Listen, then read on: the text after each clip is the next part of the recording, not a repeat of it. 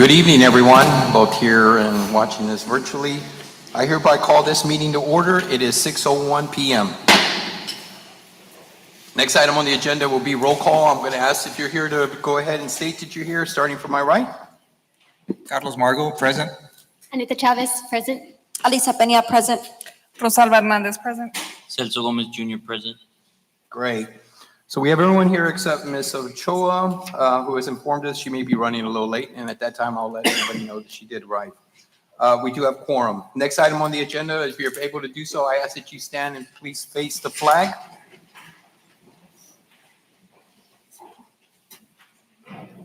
I pledge allegiance to the flag of the United States of America and to the republic for which it stands, one nation, under God, indivisible, with liberty and justice for all. Thank you. You may be seated.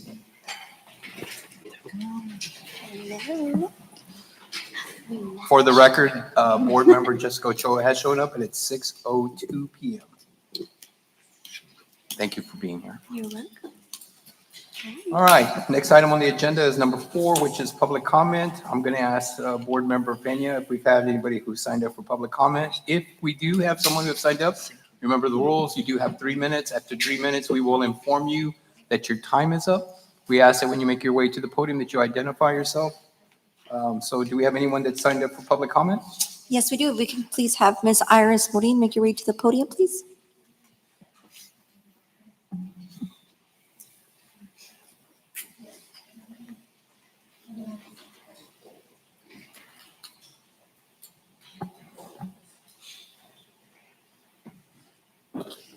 Hello, my name is Iris Morin. Dear Superintendent Dr. Sorensen and member of La Jolla ISD Board, we come to you this evening on behalf of the parents of Leo James Leo Elementary to address the district's plan to close our campus and many others to relocate your children, either to the much smaller classrooms in Flores Elementary or to other campuses far from neighborhoods.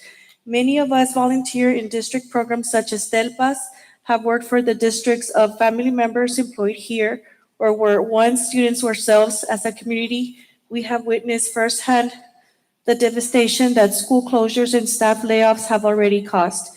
We understand the district is facing difficult decisions and must be managed resources responsibility. However, we urge you to fully consider the short and long-term impact these decisions will have on our student and our community. In the short term, our student and staff are experiencing constant demoralization under curriculum focused more on performance metrics and punitive measures than on learning and engagement. Teachers are struggling to keep up with rapid changes while parents are left confused and concerned when their children suddenly begin to fall behind. The long-term impact are even more alarming. The closure of vital campuses such as STEM Early College has stripped students of resources, opportunities, and culture designed to enhance their education and improve their future. Instead of strengthening our community, these decisions have increased distrust, created low morale among teachers, and contributed to the decision have increased distrust, created low morale among teachers, and contributed to the called exodus of educators, staff, and students. Trust in district leaders have deeply been damaged, and parents now fear that campus closures are being used to meet quotas, not to improve education resources or programs for our children, but to appease TIA leaders. As leaders and members of this community, you must do better. We ask you to fight for our children. Closing Leo James Leo will harm every student it serves.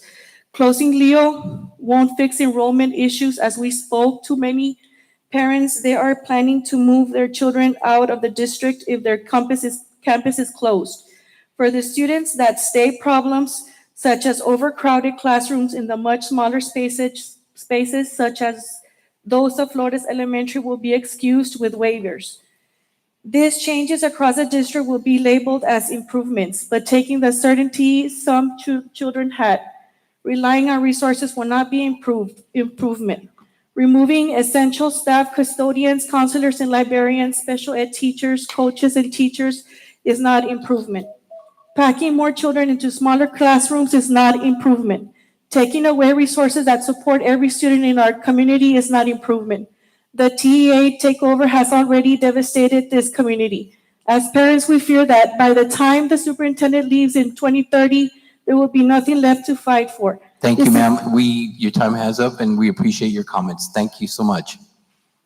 Ms. Peña, do we have anyone else who has signed up for public comment? Yes, next we have Ms. Janelle Lawley.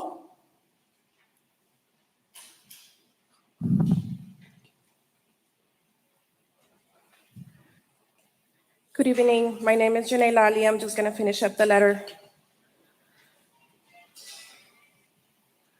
These changes across the district will be labeled as improvement, but taking certainly some children had relying on resources from that district will not be an improvement. Removing essential staff, custodians, counselors, librarians, special ed teachers, coaches, and teachers is not an improvement. Packing more children into smaller classrooms is not an improvement. Taking away resources that support every student in our community, leaders, is not an improvement. The TA takeover has already devastated this community. As parents, we fear that by the time the superintendent leaves in 2030, there will be nothing left to fight for. This is not the first time TA takeover has harmed a district. Numerous peer-reviewed studies show a consistent pattern of decisions made without transparency. When justified with the same explanations we're hearing today, history shows what comes next as campus closes, remaining schools struggle, teachers leave the district, and parents turn to homeschooling or move elsewhere. We are asking firmly today, respectfully, and urgently for you to reconsider, protect our children, our resources, our teachers, and our community. Thank you. Thank you very much. Board Member Peña, do we have anyone else who has signed up for public comment?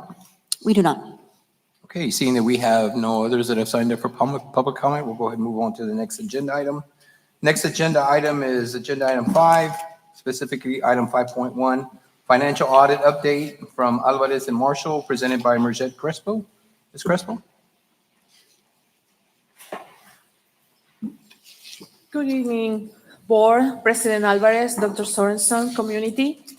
Tonight, under the superintendent's update, we are honored to present the financial audit update of what we have been underway the last year and a half. With me is representatives from Alvarez and Marshall, Ms. Brooke Hopkins and Mr. Michael Potter, and they are going to walk us through the updates that they have done in their review of our financials, systems and processes through this semester. Thank you, Merced. Great to see all of you again. We are, in fact, not Alvarez and Marshall, but this is Mike and I'm Brooke, and we're going to go ahead and walk through what we call phase 2 of this program.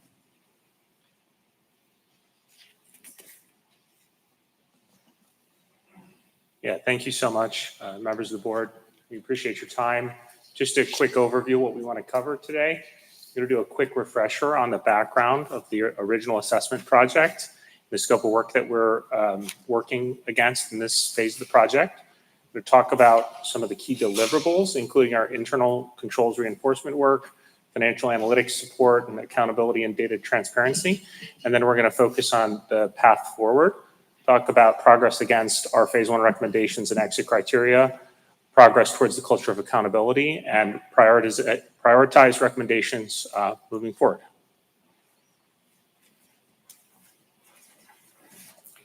So for phase 2, the internal controls reinforcement, it's a reinforcement of what was done in phase 1. That includes both from an improvement standpoint and to the extent gaps were identified, we addressed those in this phase. So you can see it was more targeted, more detailed reviews. And the key here with internal controls is the prevention of waste, fraud, and abuse. Internal controls are great for organization, for keeping clean financial hygiene, but key is that you want to prevent bad acts. So with that, we took a further look at what we saw in phase one, including some overages on payments compared to purchase orders. We also looked back at some transactions that demonstrated control failures or which had gaps, and then looked at some vendor-related inquiries and investigations. This included the phishing investigation that occurred during our phase two review. With that, we also took a look at policies and procedures, several of which are in progress of being improved. And we took a look at what key controls were being called out in those policies and procedures. And this last bullet here is to work with the financial management team to take a look at the financial system and work with the vendor to understand what the school district is licensed for. So your strongest controls are automated, those which are objective and can act fast. So looking at the system we see as being key to improvement. However, our attempts to get in contact with the vendor were not successful, so that remains outstanding. Thanks, Brooke. So in addition to the work that we did focused on internal controls reinforcement, we have two other tasks which were a little bit more forward-facing, thinking about the way the district plans and executes its budget. And those tasks are financial analytics support and accountability and data transparency. So for financial analytics support, we really work to support the leadership team and the finance team to increase the ability to look into the future that comes from doing detailed analytical forecasting of revenues and expenditures. We supported the finance team to build a forecast template that they could then use looking forward to compare future scenarios as you all go through the budget process and understand the impact of changes that are being considered on the future deficit or surplus. We worked with the finance team to refine that model to start with a base case that can be used as a jumping off point for the budget process this year, which is based on fairly standard assumptions, enrollment projections, state aid formula updates, changes that happen either in the legislature or in TEA administration of the funding formula, and then understanding about some building maintenance needs and other things related to the outcomes of the facility condition assessment. We supported the team to update the forecast, to extend that outlook through FY30. So at this point, the team has the ability to look and say, we make this decision about, for example, pay increases. We know how much that costs us in each year and whether or not we can afford it or whether it puts us into a deficit and what it does to our cash balances as well. And then provided guidance to what we want to do is kind of work on this together with the finance team so that we can produce the initial model together, but then also hand it off to them and transition it to them so that they can own it going forward, and provide guidance on the way that the district thinks about staffing adjustments as you consider different scenarios going into the future. And accountability and data transparency was really about taking and strengthening the tools that are used in monitoring and execution. So a budget is meaningless unless you know for sure that you're following it. And so at the time that we started our assessment, the district didn't have tools to look backwards efficiently. They could produce ad hoc reports that could answer questions, specific lines of inquiry, but we couldn't look to each leader and say, how are you doing against the budget you were projected? What are we overspending, underspending on? So we developed a standard financial transparency framework to build monthly reporting capabilities and implemented the ability to use a rolling forecast into the future. And then sort of in support of the internal controls reinforcement, we advised the financial leadership team and HR on developing and clarifying expectations around performance and accountability to make sure that the rules that are set forth through the improvement of internal controls are followed, and it's part of our job expectations that they are followed. So I'm going to pass it to Brooke to get into the details on internal controls. So a bit more detail here. You'll see at the top here, the deliverables that were turned over include a recommended implementation plan. What this does is take the work that we've done with the team and puts it into a roadmap. Exactly how can you implement recommendations? And more specifically, how did those recommendations tie to the exit criteria the district has? So we've lined that up in the implementation plan. We've also provided some work papers, specifically with the purchase order analysis. You can see exactly what data was pulled, how we analyzed that data, and if we flagged any transactions for overages. Lastly, we took a look at the phishing investigation memo. We did an evaluation of that memo from the perspective of internal controls. We worked side by side with Mershit to understand what controls were in place and how certain controls were circumvented for that phishing case to happen.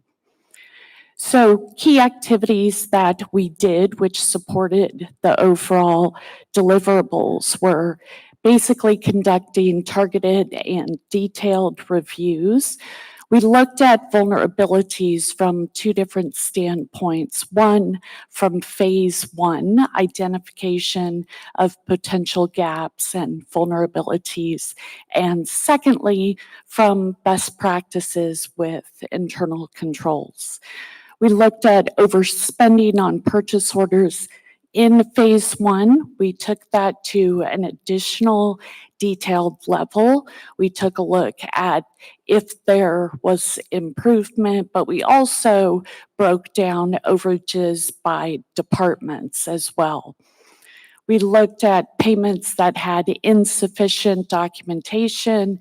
If you recall, we talked about the three-way match in phase one, which basically gives solid financial hygiene, matching up an invoice with receipt of goods with a purchase order. When you have those three items, you have confirmation that it lines up. You also have approvals on those. And then control failures that we talked about related to the phishing incident. So all of this internal control work ties to exit criteria GPM 2.1. Within that, we took a look at the 10 specific exit criteria under 2.1 and those that relate to internal controls reinforcement.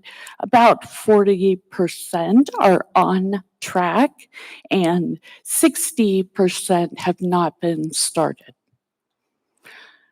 Questions on that at all at this point? Okay. Members of the board, do you have any questions? Yes, Ms. Chavez? Regarding the overspending, you said you were able to categorize it by department. Which department had the highest overspending amounts on purchase orders? So what we've highlighted in the appendix are the top 5. You'll see, and I think the appendix was provided. I'm happy to flip to it now to show I'll look at the you. appendix. Thank you.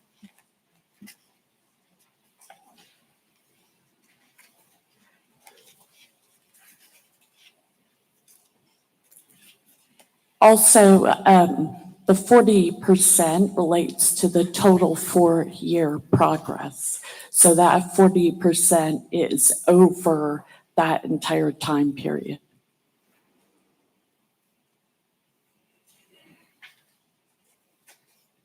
Okay. So the departments with and this is just overages on POs. We take a look at payment request forms as well. But the top 5 are You can see here district-wide employee benefits, child nutrition, human resources, transportation.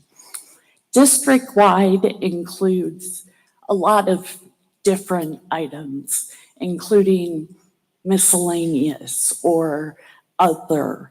So we don't have a ton of detail on exactly what those are.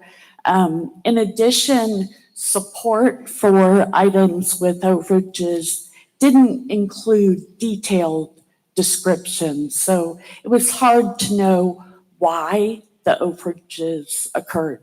Was it bad budgeting or was it, an incident that occurred?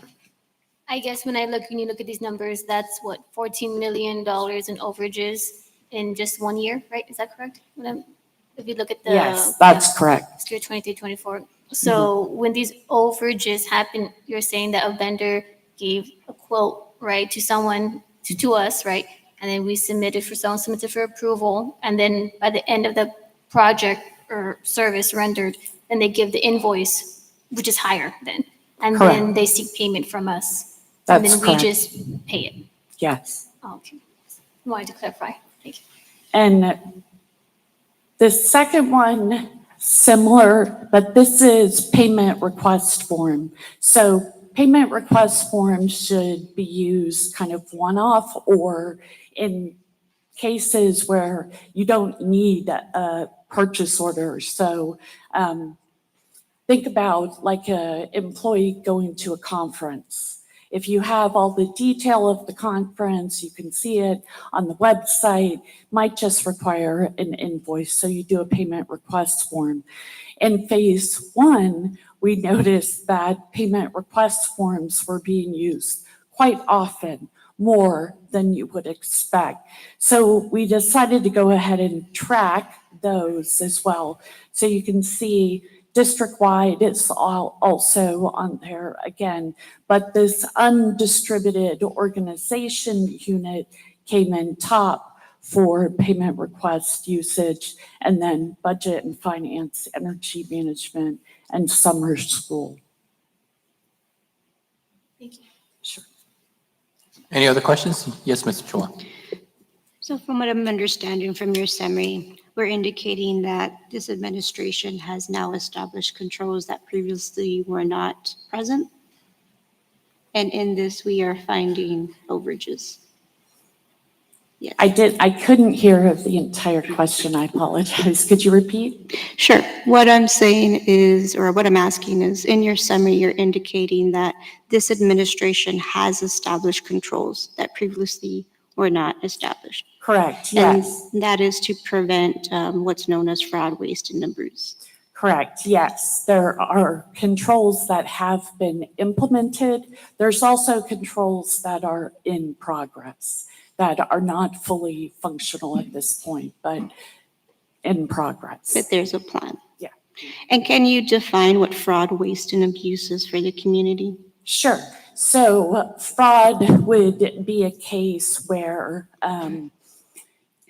almost anything could happen. Let's use the example of an employee puts together a fake invoice and puts it through accounts payable for payment. You might think there's no way that can happen, but trust me, there are computer programs where you can get an invoice.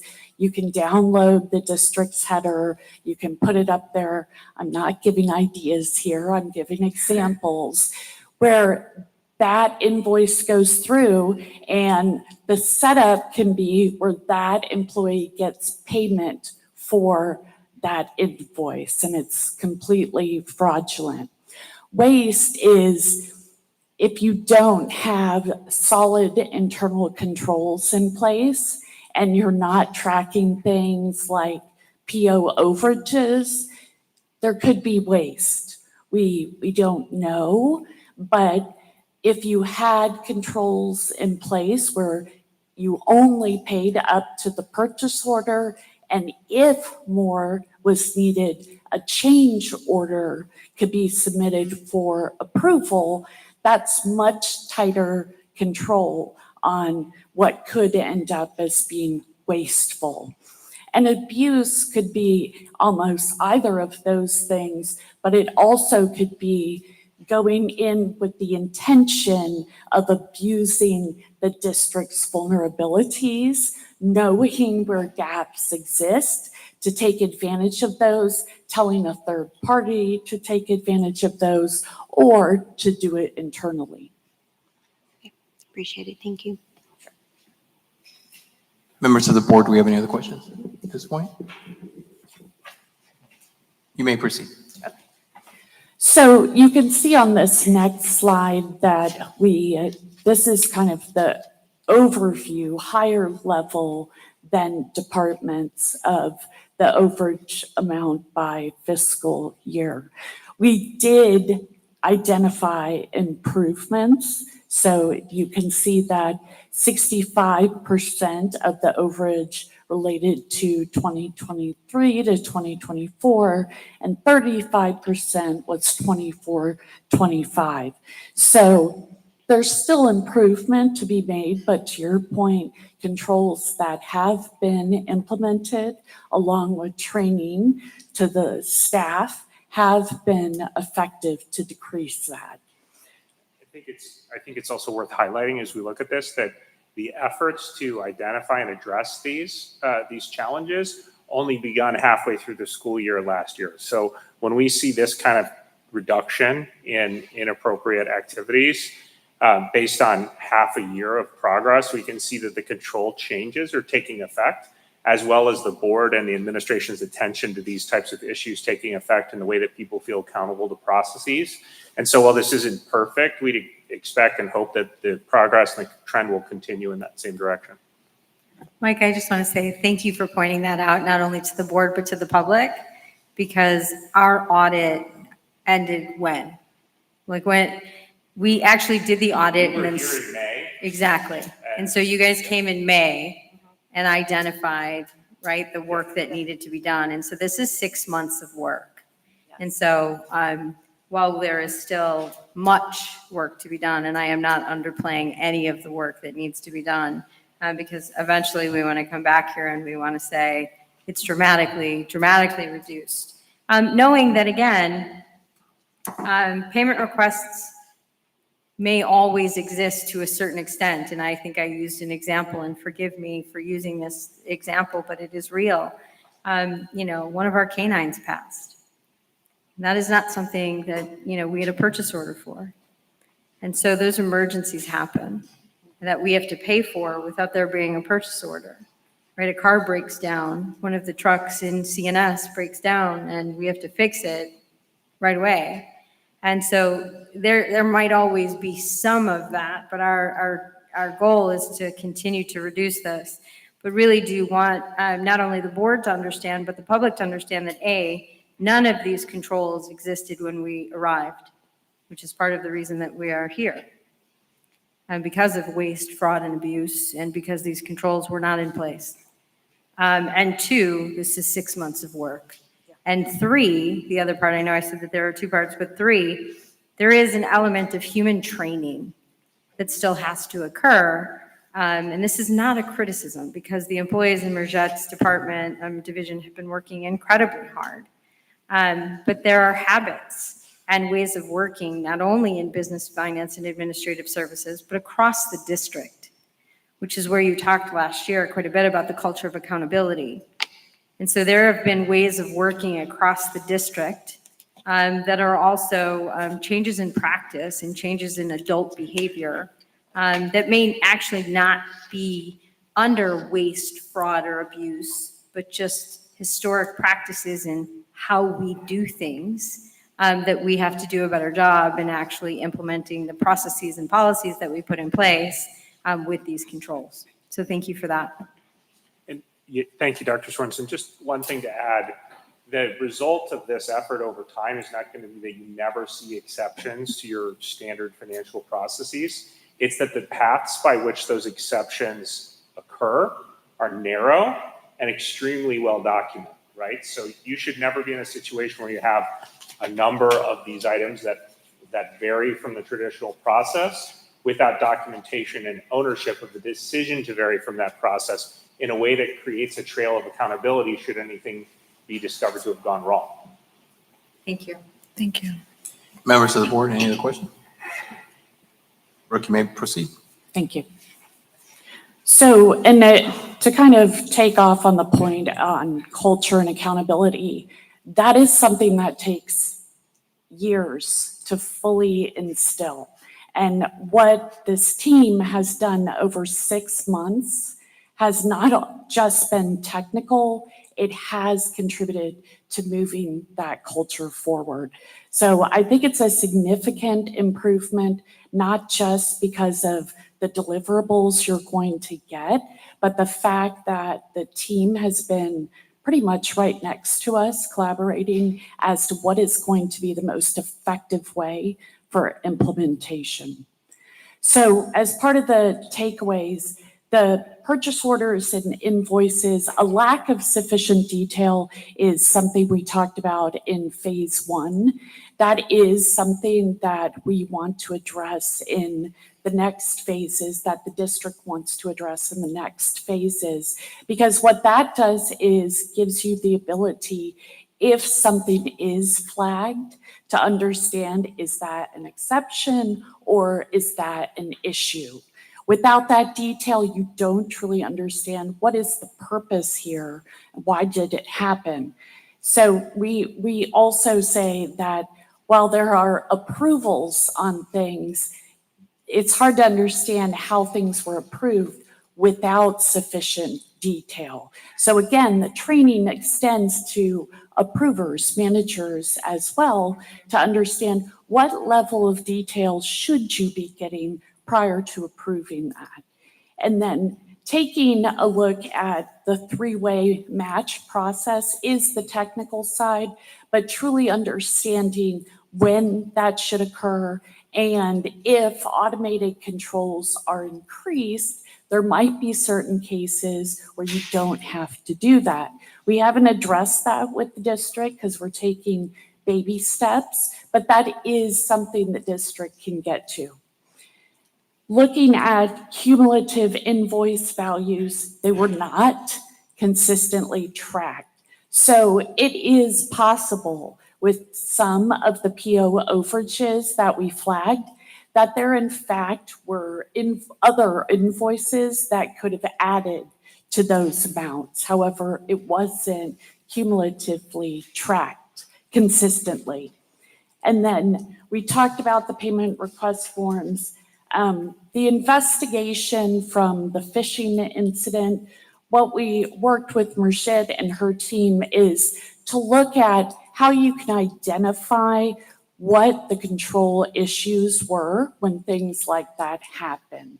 Because unfortunately, one thing we can't give is a stamp or guarantee that fraud, waste, and abuse is never going to happen again.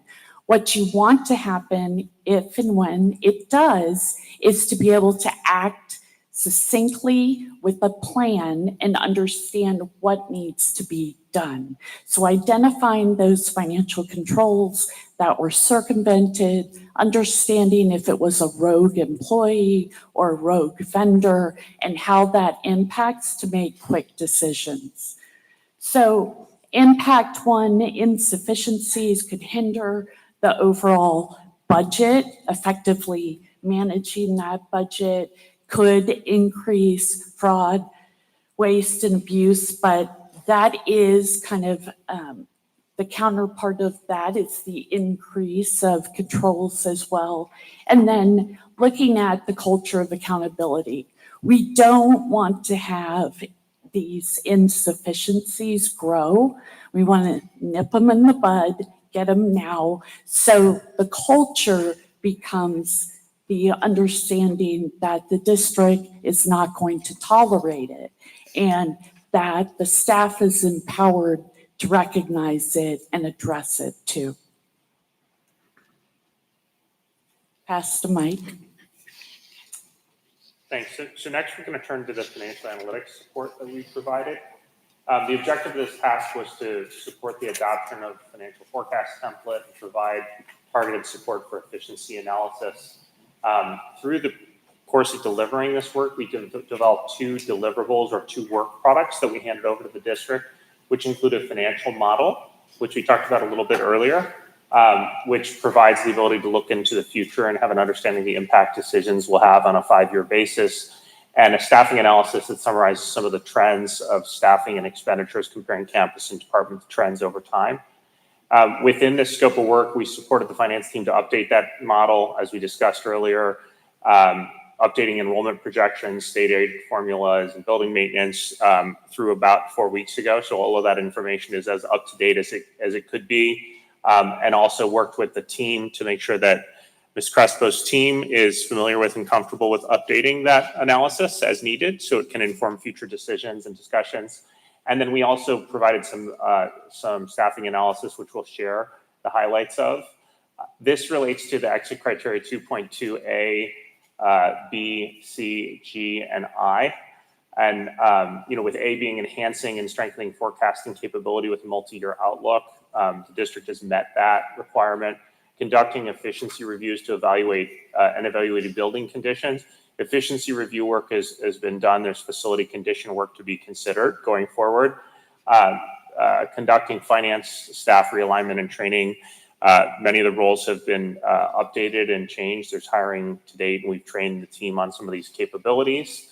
And then maintaining a focus on student-facing investments. Really, the intent of the tools that we'll talk about are helping the district see where spend is related to those things and make the right decisions around prioritizing investments that support students. And then monitoring reserves relative to industry standards is just really important as you think about how you spend into the future, knowing that a decision you make today doesn't put you in a situation where you have insufficient fund balance in 2 years or 3 years. The worst way to make financial decisions that affect the district is when you're in a crisis and you have your back against the wall. And so monitoring those reserves using this forecasting model will help with that. Our observations, just to highlight it at a high level, the district's historical trends exhibit a really strong realignment of staff in the last several years, last 2 years really focused on student need. Schools with larger and higher needs populations had fewer students per teacher. Early college high schools tended to concentrate relatively lower need students and fewer students per teacher. Department spending has reduced 11%. So the spending that's like here in central office, which can sometimes grow unchecked, has been checked. And you can see the department spending reducing and school spending being the focus, which is a trend that we obviously like to see. There's been staff reduction of 24% of non-school staff, which is a really remarkable change to focus resources and individuals that are serving students out towards the students. And overall staffing adjustments have moved the district towards benchmark districts within the state of Texas with similar financial circumstances. So when we talked to you in May, we talked about how benchmark staffing or La Jolla exceeded staffing levels, meaning more adults per kid for many key roles. And the progress that we can see in this analysis over the last 2 years has shown improvements on that to move towards peer districts. Board President, can I make a comment? Yes, please. And so I really want to lift this up here because there is some belief system out there that, central office is exceeding staffing ratios and central office is overstaffed and that central office is not looking at its own spending as we are making really difficult decisions and recommendations, decisions in the past and recommendations moving forward to the board. We are very conscious of the staffing that we do here at central office and in non-school staff. We know that the priority is having every dollar that we can in schools, on campuses, for programming that is student-facing. Now, again, as a superintendent, you also need a strong central office that is competent, capable, and staffed to support campuses. But we have made a really concerted effort, and so I thank you for pointing this out, that there have been reductions here at central office, both in our spending and in staffing. So thank you for that analysis. Yes, thanks, Dr. Soren. Just one thing to point out in addition is that the departments that we see the cuts in, the adjustments or reductions concentrated in, are more operational departments than academic-facing support departments, which is a positive trend. It's hard to look at things like transportation, technology, custodial work, and make those decisions in those spaces. But doing that rather than simply adjusting the way that campuses are staffed or reducing teacher counts relative to pupils is a best practice to serve out student outcomes. So I'm just going to give a quick overview. I'm sure the text is much too small. Hopefully you guys all have this in your packets, but this is a quick overview of the financial model that we've co-developed with the finance team. There's 3 sections to this, and you all have probably seen summaries that look a bit like this in board packets before. But what we want to highlight is what this forecast does that others haven't, is it allows you to look out into future years. So you can see here this extends through projected 2029 through 2030. The revenue section at the top forecasts state and local revenue sources along with federal sources. And it's currently updated to reflect the latest changes in the Texas legislature that affect revenue and is linked to the revenue model provided by the state. So it can be used to forecast changes in variables that affect funding from a state level, including both enrollment and attendance levels, and can be adjusted based on changes to that model in the future. So it's directly linked. The expenditures section of the model forecasts expenses by commitment item, as referenced by budget actuals files. So effectively what we're doing is using trending analysis where we have operational indicators that tell us something a little bit more precise than saying what the trends are. We would update those and include those. So for example, this offers you the ability to change specific assumptions around growth of expenses. For example, if you knew that utility costs were going to grow at a speed that was outpacing general inflation or outpacing the past, you can make adjustments to that specific to the circumstances and then see those carry through. And you can also make changes to scenarios related to headcount changes. And as you consider pay adjustments, pay packages, you can say, what does 3% give us in 5 years? What does 3.8% give us in 5 years? And then all of those expenses carry out here and can be carried down into the fund balance section. So you have your revenues, your expenditures, and then your fund balance. And what you can see at the bottom here in this fund balance section is adjustments, basically adjustments in the template above. Now, what you see is the base case here. Adjustments in the template above carry through to show you how much fund balance you would have to use to continue operating. And so what you're seeing in front of you here is sort of what the base case is set at right now, which tells us that more work needs to be done in order to keep the budget in balance. And as you consider the things that you'd like to do to attempt to balance that budget, this will tell you what it does to your use of fund balance. At what point are you entering a future scenario where the fund balance is stable, or are there risks in fiscal 28 if you make a decision now? So all of that scenario modeling can help Ms. Crespo and her team support the superintendent and the board in considering scenarios for major changes in the way that the expenditures of the district are composed, and will also represent the changes that are made through the budget process. If department budget requests change, they can be seen through this model to understand the impact that they have into the future. Mike, I have a board member, Vice President Chavez.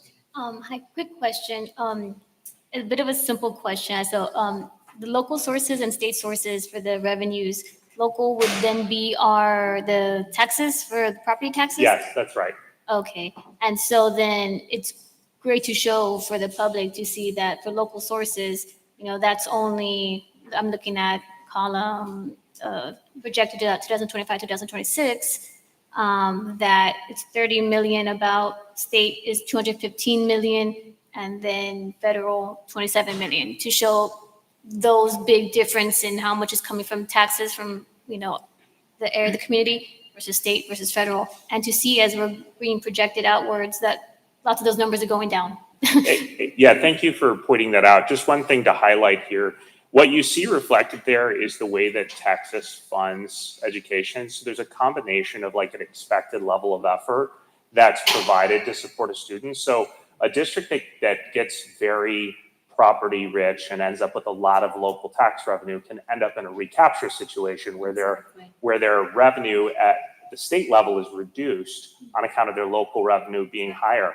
So some of the things you naturally think could be great, if you have a big industrial development that adds a lot of property tax value can have more complicated implications for your funding scenario, which is more based on your students and your student needs and adjusted based on that state model, regardless of your local funding. So the share is important. It's important to see local economic activity seen in your balance sheet. But if that local economic activity passes a certain point, you're no longer able to yield the additional funding as it becomes recaptured. And so that's an important intricacy to Texas's state funding model, which is a challenge for a lot of districts as they change and grow. Right. Thank you. Yep. Yeah, and I think we've conveyed that message to those that have been attending the stakeholder meetings, to the public, like, you know, the economic impact that this community has a bearing on how well we're going to do. And we don't have the industries and we don't have what other communities have. So it's important for us to point that out. So, Mike, can we also, though, just go back to the previous slide, Board President, if you don't mind? Yes, please.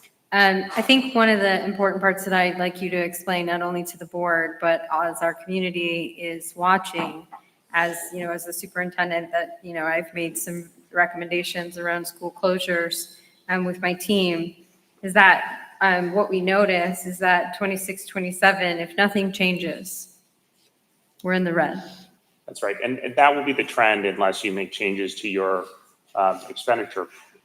The way that your expenditures are planned into the future, if nothing changes in a declining enrollment environment and in a relatively constrained state fiscal environment where the state's not giving you an extra 5% or 8% per year like they do in some states, additional changes are needed in order to balance the budget on a recurring basis. So while it can be challenging to do that, the district's in a good place to be able to thoughtfully make those decisions by not waiting until the fund balance number is in the red before they start making these decisions. So you want to use this tool to, you know, discern the right decisions to make going forward and understand that their impact over time so that you're not making these decisions when the fund balance is not there to support you.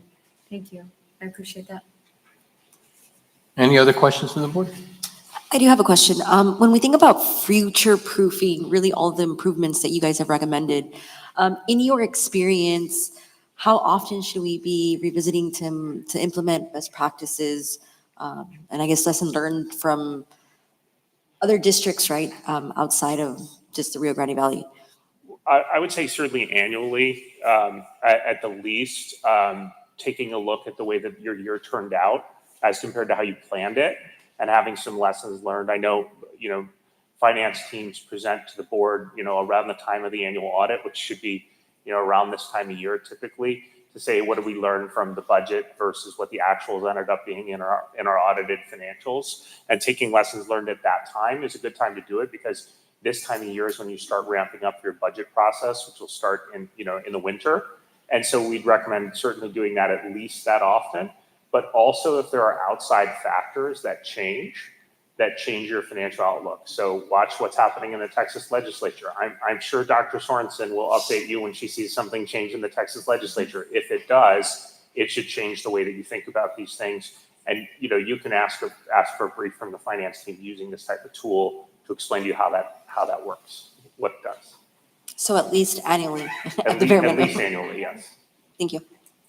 And I would say, Board Member Pena, that also applies to the work stream 1 that we talked about with Brooke. We're actually doing that analysis every 6 months around internal controls. So it is more actually than once a year. In order to continue to strengthen those internal controls, we are looking at our processes deeply every 6 months. But now when we go to the third work stream, which I'm very excited to talk about, it gives us a real insight into our internal controls as to whether they are actually working in the way that they should, now with the data visibility and transparency. So. Thanks, Dr. Sorensen. That's right. A lot of those you want to look at every month internally. Yeah, and we look at I every was month. answering your question as a board member, but the team looks at these things much more often than that. So just Mike, I have a question before you proceed. Going back to slide 15, when we talked about state services or sources and local, are you seeing this trend in other parts of rural communities around the state of Texas? Yes. Okay, Yeah, and the enrollment trends are actually more extreme in some other places than they are here. And this is not just the state of Texas, it is nationwide. that's correct. And it's a demographic change that relates not specifically to any district or their performance or anything like that. The reality is that, folks in my generation waited a lot longer to have kids than folks in the past generation. So generations are spread out and there are fewer kids per household. And that that impacts every community, some communities more than others. I appreciate you saying that. Thank you. You may proceed. Yeah. So I'll be quick here. As we recommended, we did a staffing analysis with a focus on both campuses and departments. Just want to highlight here that you can see really significant changes in the total spend on many of the campuses, which have brought the spend more in line with revenue, which means that you're in a situation not to be burning fund balances quickly and to be operating a smaller deficit. The spending at campuses is effectively adjusted to enrollment losses. And over the past 4 years, spending's decreased approximately 18%, paired with a 15% headcount reduction and against the 2.1% enrollment decline. That sounds really extreme, but the reason that had to happen is because there were years of not adjusting to the enrollment decline. And so this reflects maintaining relatively comparable staffing ratios and making the right decisions about investing in supports rather than just keeping every position the same as it was for a long time, which many districts do. We would just point out that the most significant decrease in campus spend is associated with headcount, which drove down salaries and expenditures. Many elementary schools that you can see, the key drivers that are kind of highlighted to the left there are the schools where you can see the largest changes. Overall, the changes are concentrated in schools that had larger populations and lost those populations. So what you see is basically the changes in the way that the district's financing and planning expenditures on the campuses is more closely following enrollment than it did prior. And then as we look at departments, again, notably, that 11% decrease is driven by a 24% department headcount reduction against the 2.1% enrollment decline. That 11% decrease in that 24% headcount reduction is the result of an intentional effort to look at central office and make sure that the positions that are there make sense based on the number of students we serve and putting expenditures out towards schools where possible. Those are the most departments that you can see here. Transportation, plant maintenance are two big ones. Transportation, plant maintenance, technology, and summer school all noted noticeable changes over time. I will note that a lot of this has to do with the beginning of this time period being during the height of COVID pandemic and ESSER spending. And so what we saw many districts do is ramp up spending. And some districts, I'd say most districts, did not effectively close that spending out, scale that spending back, which have put them in tougher situations against their budget deficit.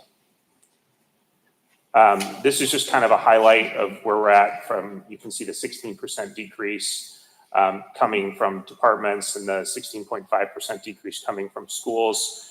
Salary spend decreased around 16% across. Overall staffing adjustments are moving the district towards benchmark ratios. So as we think about the total number of FTEs, the compensation per FTEs, the total staffing levels were initially higher relative to peers, but are moving in the direction of matching peers more closely. Any other questions on that section before we talk about accountability and data? Yes, Ms. Chavez?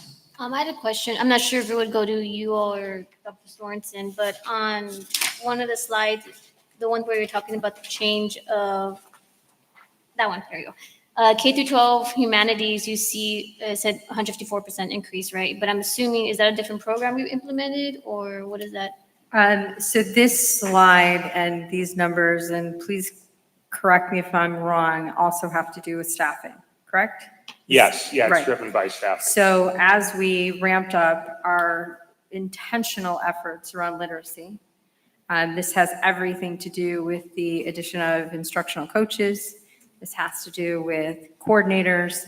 I'm focused on literacy. This is new curriculum.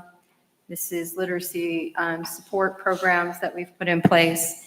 And so you'll see that alignment with district initiatives in order to improve reading. Great, awesome, thank you. Thank you. Thank you, Mike. So moving on to accountability and data transparency, just going to give you a quick overview. We developed 2 different deliverables or work products as part of this that are intended to sort of sit with the finance team and continue to serve the district long into the future. The first is a reporting suite, which enables the district to obtain real-time visibility into district-wide spending, which really empowers every sort of budget owner, whether it's a principal or department leader or the superintendent, to see how spend is going compared to how we were planning on spend going, and to have a shared source of information to feel accountable to meeting the budget that the board laid out.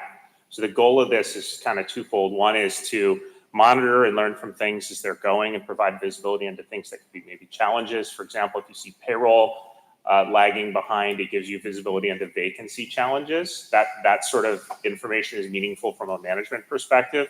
But more important, all of the items that Brooke has spoken about, for example, purchase order overages, all of those things, they bear themselves out in budget actuals analysis, because if spend is exceeding the plan, the person who owns that budget says, well, that doesn't look right? So this visibility provides accountability to say, how are we spending against what the board has authorized us to spend, and provides the administration with tools to monitor the fidelity of the departments and the schools against the budget that this body has passed. So we developed that reporting suite and an accountability and positions analysis that pertain to how job descriptions, performance programs, et cetera, reinforce accountability for financial controls. Basically, we're going to go into some of the details here, but just want to talk about the exit criteria. 2.2.a, enhancing and strengthening forecasting accuracy, is also hit here. The forecast is useful as a budgeting tool only if we are monitoring that we're using the budget as planned. Monitoring reserves, again, similarly incorporates both using the budget actuals capabilities and that forecasting model we talked about in the last section.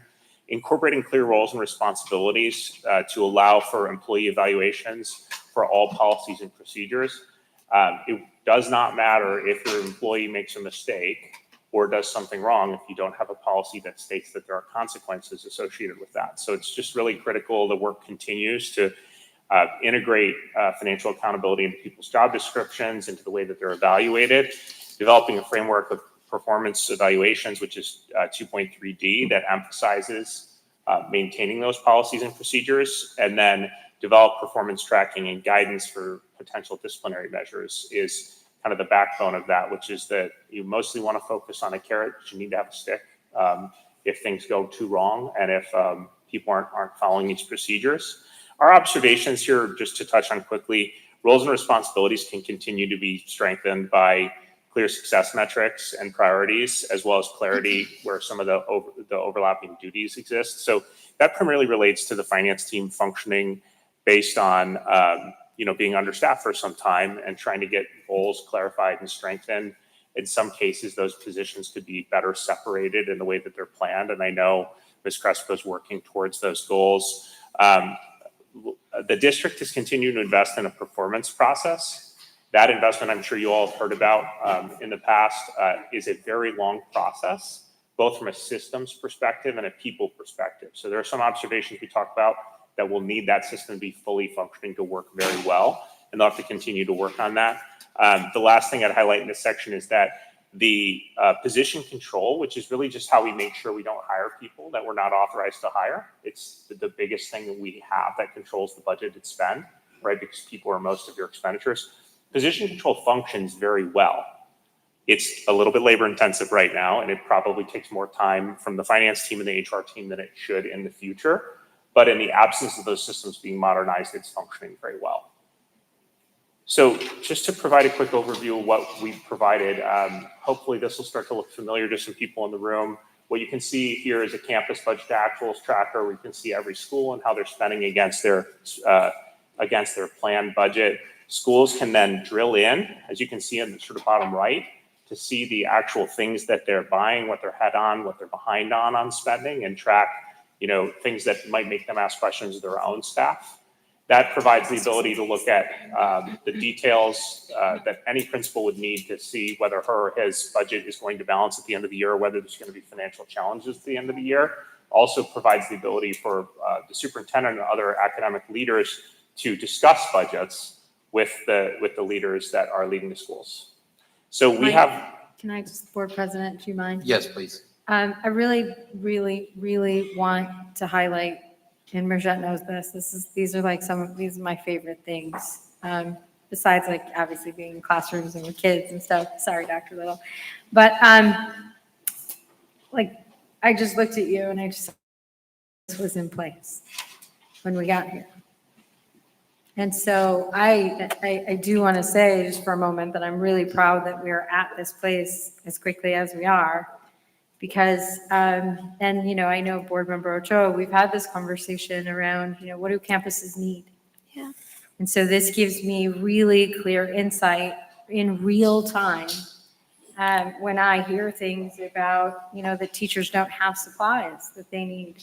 I can easily now go to a campus budget and I can see where they are. Now it's almost January 1. Where are the campuses in terms of their expenditures in alignment with where they've put their funding? And if they've put funding in particular things and they haven't yet spent on those things that are now also a part of their campus improvement plan, how are we using funding this year for this year's children, for this year's teachers, for this year's needs? And so it allows us to have real-time conversations with our leaders and our department leaders, both. But I really want to focus on the campus needs part of this, because it really gives us as leaders, Dr. Little, the executive directors, the ability to have conversation. And we have this not only for, 199, but I'm looking at Mr. Flores sitting there with the grants that they've been given. And so we also have this by fund, by grant, Title I, things that are designed to, be for intervention or high needs or emergent bilingual students, special education students. And so this insight is something that didn't exist when I first arrived. And so this is a great tool for superintendent and for the business finance office. So thank you. I'll just add one thing. In addition to the typical things we would produce in a dashboard like this that offer that sort of management insight, the one thing to add is that there's also visibility into purchase orders, which allows you to manage, see, and respond to purchase order overspend, for example, or a delay of purchase orders. It helps manage the timeline of the purchasing process well, but it also helps manage any risk areas. So the idea is that you can use this as kind of your home for how you have finance conversations, but also it can be, all of this data is very well connected. And I thank you to the technology team for their work in helping get this set up. There's basically a dashboard that integrates live. So this is a workspace where you could create additional views. If you have other issues, you have questions about the future, this infrastructure lets you set up reports that do that the same way this was set up to do purchase orders. So next, I'll just kind of you can kind of see an overview here, but this is the purchase order overview where you can see the PO number, the timeline, the amount, the authorized amount, all of those things. That level of detail is probably more interesting to finance than it is to everyone else, but is available to anyone on the network. And then real quick, I'm just going to hit the highlights of this. This is our evaluation of best practices related to performance management.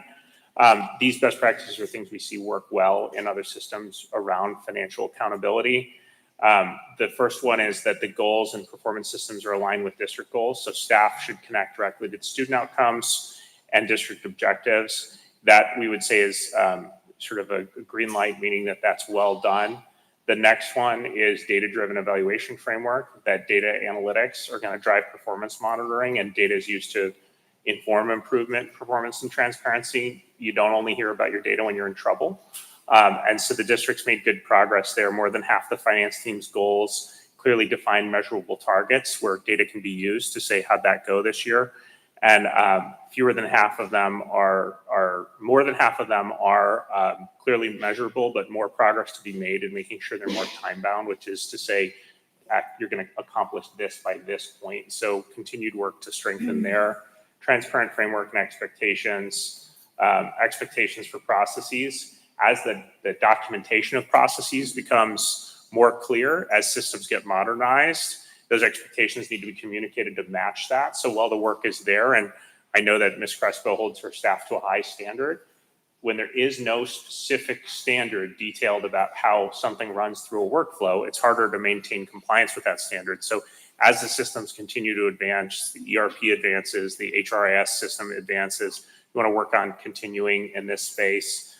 Transparent framework and expectations. Expectations and processes are clear and should be documented against progress and performance. Lots of work going on here, but still in progress. Employees sign their job descriptions, acknowledging their duties and responsibilities, provides a framework for accountability. An ongoing feedback. The district has a progressive discipline framework that is, intended to hold employees accountable for, standard district policies and procedures. But the implementation of like comprehensive performance management through the HRIS system needs to continue for this to be fully completed and automated and done efficiently. And then again, that platform of centralized HR oversight, performance management, it's important to everyone's accountability to any finance responsibilities, to say anybody that has budget responsibility has to follow policies and procedures. That has to be rolled out to every district employee before this can be fully done. Because anyone who ever might use a credit card that's by the district, or make a commitment or spend anything or authorize overtime, all need to be kind of incorporated in that. So that's going to continue. The district's been investing in a performance process, but the system has to catch up with it. So in the meantime, it's a lot of work, a lot of people hours that are applied to this. So all of this is in a position to work well. It's just not working as efficiently as it could. And the districts continue to invest in that. And so in the future, you'll see the benefits of the HRIS system implementation. And really quickly on position control, this is as we mentioned earlier, sort of the key to controlling spend in a district. Everyone thinks about purchase orders, and they think about procurements, and they think about employee credit cards and travel and all these things. Those get all the process. The real money is in positions, right? So the most important thing in making sure that your budget is faithfully executed is knowing that your position control system works well. And I'm not going to go through all of the details here, but the thing to highlight across the position control system is that the system was nearly absent and has been implemented and used with fidelity within the last 6 to 9 months. And basically now the only thing to do is to make it more time efficient so that it doesn't have to be so much of Ms. Crespo's time to manage and the rest of her team's time and the HR team's time. So basically where you want to go, right now you have good controls where people have accountability, they sign off on positions being created.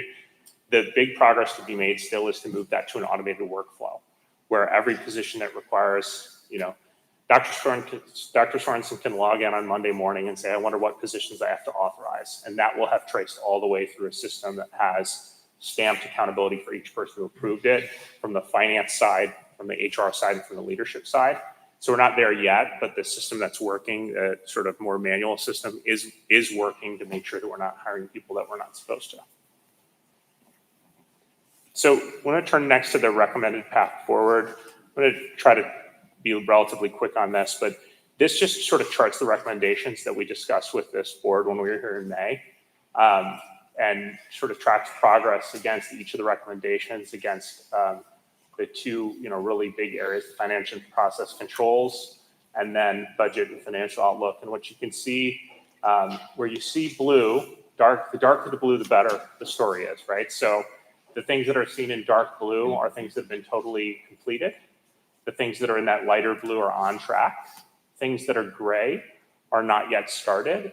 And the few things that we think ought to be started that haven't been started yet or hadn't been at the time we finished our report are the ones that are highlighted in red. So we would say overall a lot of good progress here across these areas. There are a few areas where things need to continue to advance rapidly to stay on plan with the sort of phase plan that we laid out for you all.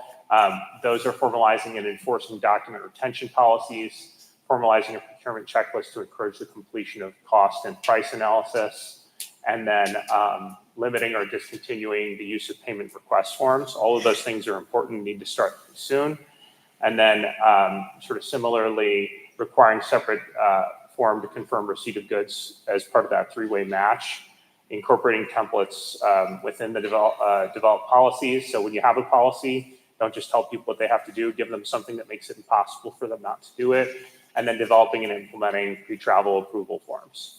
On the budget side of the house, all of the recommended items are progressing alongside their timeline as expected. So things that need to be done based on the exit criteria and based on our recommendations have moved along just fine. So there's not too much to talk about there. So just want to highlight where we're at in the process here. So the district has undertaken kind of this journey of getting from awareness of challenges to total accountability over outcomes. And we're kind of in the middle of that process. So the assessment that we conducted focused on understanding what the challenges were, strengthening that awareness. And then the work that we've been doing together for the last 6 months is focused on those priority focus areas that have really focused on saying, hey, we know what the challenges are. We want to start fixing them. As the district moves forward from improvement towards transformation, you want to move towards process accountability and then outcome accountability. So process accountability means I know what the rules are, I follow them, right? That's a good thing. It's a good place to be. A better place to be is I feel ownership over the outcome of this. Nothing wrong is going to happen on my watch. And that's outcomes accountability. So to pursue that transformation, the most important differentiator from here on is not going to be technology, it's not going to be systems, it's going to be setting a culture of high expectations and accountability. So the process doesn't work without the culture, and the culture doesn't work without the process. You guys are well on your way on both of them, but as you focus towards the future, most of the work is going to be on building a culture around things that serve financial accountability. Thank you. So we'll talk just real quick about recommended path forward. I think this is the last slide, I believe. So talking about recommendations to move forward on internal controls reinforcement. So incorporating new system automated controls to improve the accounts payable process and conduct targeted training sessions. That is not a recommendation to like wipe out the current system, bring in a whole brand new system. Again, looking at the current system to see if it can be updated or enhanced, or I think we talked about this in phase one, if there's possibly modules that have not been turned on, but which are licensed, which really would not be a cost impact, it would be a training impact. So that's something we would like the district to take a look at further and hopefully get in touch with vendors who are serving kind of as the super users to actually get information on what's turned on and what has not been automated. Conduct a working session with directors from departments. This would be across the board in finance and HR to begin delegating recommendations in the implementation plan deliverable.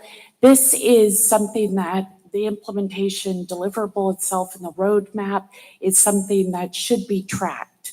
There should be assigned accountability to it, and the timing of it should be tracked. It'll serve as a great marker to see which of the exit criteria are getting progressed appropriately and which might be falling behind or moving further ahead. And then to review and disseminate phishing investigation memo appendix and correspond with the police department regarding formal write-up of those procedures. And then lastly, looking at vendor onboarding and how that can be updated, impacted with better due diligence to ensure that the appropriate forms are in place. So if a phishing incident does occur, that it's going to be flagged immediately, recognize that this in fact is not the vendor, and that it's, again, if something happens, it can be addressed, recognized and addressed immediately. And financial analytics support as you move towards that culture around accountability. It's important that you continue to advance your processes and procedures to get to a point where the budget really clearly reflects your priorities. So we recommend continuing the work that you've done and sort of getting your head around what the future looks like, and strengthening your ability to enact a budget that relates to the priorities that are most important to students by exploring and implementing a zero-based budgeting process, which requires every investment to be reviewed based on how it impacts students and assumes nothing is fixed, but rather challenges each thing to say, how does it relate to the board's priorities and how does it support students? In doing so, we'd recommend integrating academic return on investment and continuing improvement into your resource allocation process. So put really simply, if you're going to do something in the name of serving kids, you need to know how it's going to serve kids, how you're going to know it, and when you're going to reevaluate that as part of the process, and then build that into your budget process. You asked us to do this, we invested in this, tell us how it worked, and if it doesn't work, move on from it. You need the infrastructure around return on investment to make sure you can do that, and establish a framework which links resource allocation to measurable outcomes, regularly review the budget to make sure that it matches investments to outcomes, and make adjustments where necessary. So using the tools that we've worked on and developed here, you want to get to a place where you're planning your budget really thoroughly, and then monitoring and changing things year over year based on what's actually working for kids. On accountability and data transparencies, we just recommend some continued improvements to incorporate clear roles and responsibilities to allow for employee evaluation. Again, completing that awareness campaign. Anytime you have a new policy, it's not enough just to have a new policy. It's important for all of the owners of that policy and everyone who's responsible for it to be trained on it. And then strengthen accountability for accurate budget execution and reporting in departments and in the central office. So using the tools that we laid out here, you need to know, what's happening with your budget and be accountable to any variances there. And so we'd recommend just continuing to implement those tools. As you see here, all of these really critically highlight technical work is really important. Culture and accountability is more important than the technical work being perfect. And so, putting that forward in the way that you move forward to make sure that everyone feels ownership over these things is just going to be critical in executing. Members of the board, do you have any questions for Brooke or Mike? I know we were overwhelmed by all the information, so we greatly appreciate it. I have one question. Go ahead, Ms. Ochoa. So would you and your team reevaluate within 6 months? Sorry, if they are coming back, that's the question? Yes, or would we be re-audited within 6 months? That's the expectation. Now it's a challenge. I want them to see and show the community how my team and I are working super hard to get the district where it needs to be. Yes, I'm pleased to see the progress within the last 6 months. I know I had asked for dashboards, and definitely they're live and in the hands of the appropriate team members, so thank you.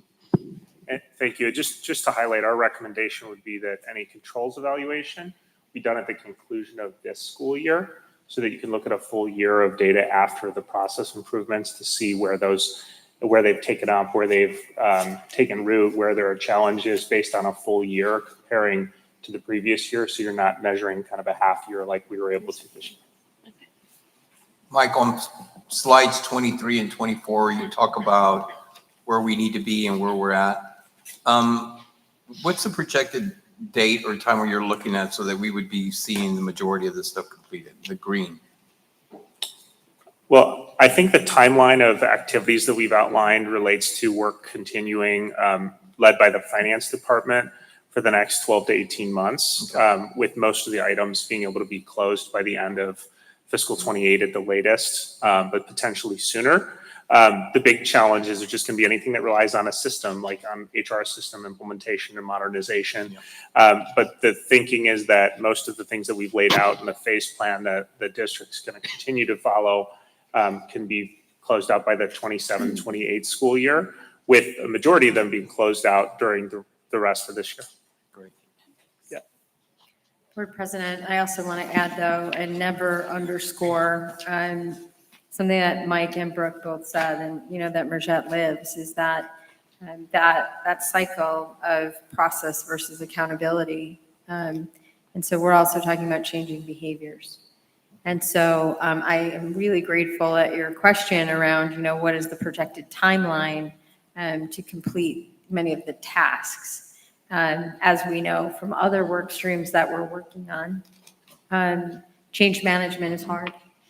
And so just like as we do change management around instruction or leadership or other areas where we are shifting practice, this is a space also that while we may make milestones in terms of technical processes, we will still always, until we're not, working on human behavior also.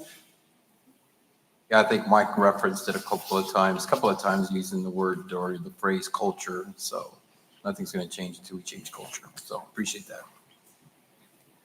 Any members of the board have any additional questions for Michael Brook?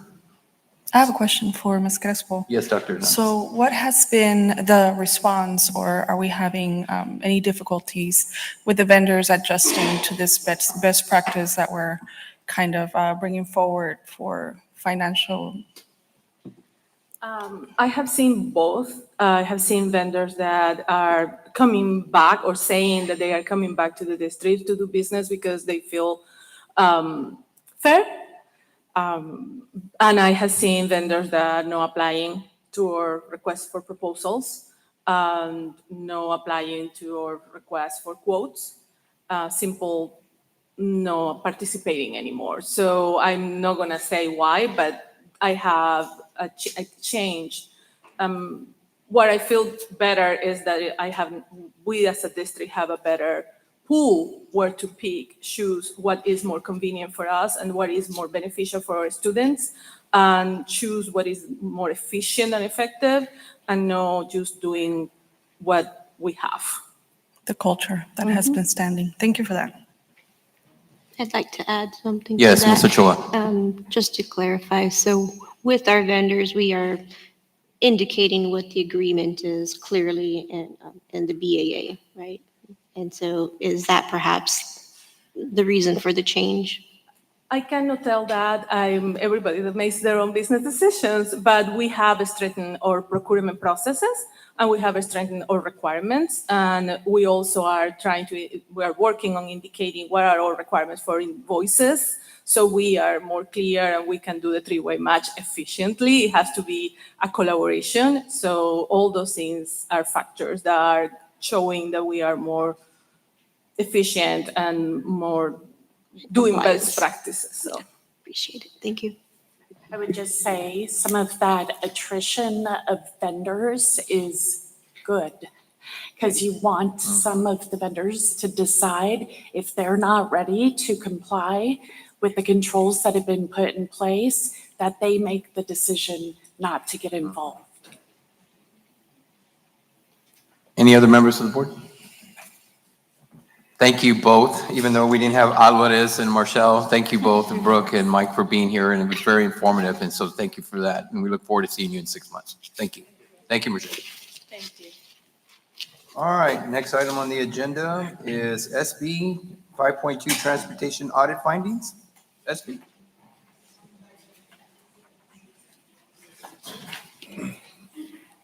Board President Alvarez, Superintendent Sorensen, fellow board members, I'm going to ask Mr. Alanis to join me at the podium as we make this presentation for you guys. Great. Good afternoon. As SB Pearson, your Chief Operations Officer here, to talk to you about some operational efficiencies and exercises we've gone through in the Department of Operations, but more specifically in the Department of Transportation. As you guys are acutely aware, every decision, everything that we do is driven by the mission and vision statement of the school district. And so we always want to keep that in the forefront. Things that we also keep in the forefront of the board outcome goals, and making sure that we're aligned with those goals as well in our decision-making processes. Back in October, we came to you guys with some issues that we're having in the transportation department. And we were coming to let you guys know some of the exercises that we're about to take on in order to help us become a little bit more efficient and identify some financial stewardship errors or flaws that we may have in order to help us better align with the student academic outcome goals for the district. And so in some of those issues that we've identified for you guys, we called out some things, particularly routing inefficiencies, The idea is that our students are getting to school late. We recognize that to be a challenge, and that's not aligned with our academic goals of WIG, North Star goals and WIG goals of becoming a B school district and getting to an AB school district in the next 3 to 5 years. And so we want to make sure that we're supporting that. Another thing that we called out was that over the last 20 years, it's been about 20 years since we've had any major routing overhauls. In the last 20 years, our routes have been kind of patchwork, put together to support the district needs. And so we identified that to be a huge inefficiency issue that have caused some constraints for us in our day-to-day operations, as well as caused some financial constraints for us. Antiquated routes, antiquated routing systems, inefficient driver training. Those were all the things that we elevated to you guys back in October. And so the idea about the exercise we were going through was to go through an audit where we're going to audit the entire transportation department. And so the goal of that audit was to create a comprehensive baseline that guides us in making improvements, not only in student safety, but in operational performance, financial stewardship, and the long-term sustainability of the department.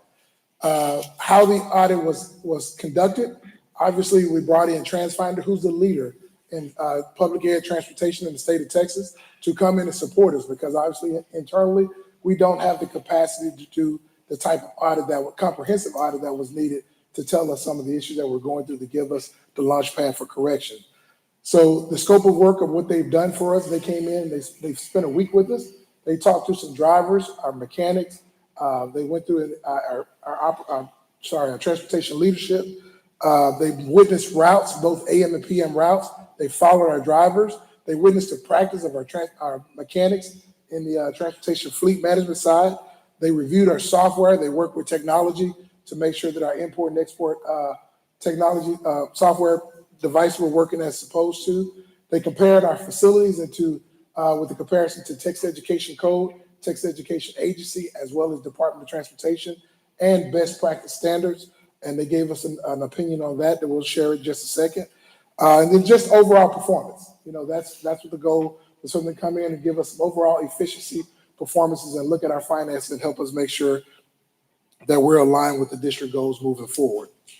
So with that, that was a findings, that was a report that was issued to us, that was given on November the 6th. And in that findings report, it identified 46 areas of findings that needed to be improved. There were 64 recommendations associated with those 46 findings that were itemized out into 7 different categories, ranging from operational administration, training, routing and scheduling, fleet maintenance, fleet data, facilities, and just general safety overall. Some of the key takeaways from the audit report was basically in the overarching umbrella of long-term planning and service deliverables. Ideally, our routing systems help us with service deliverables of our kids, making sure that our kids are getting to schools on time.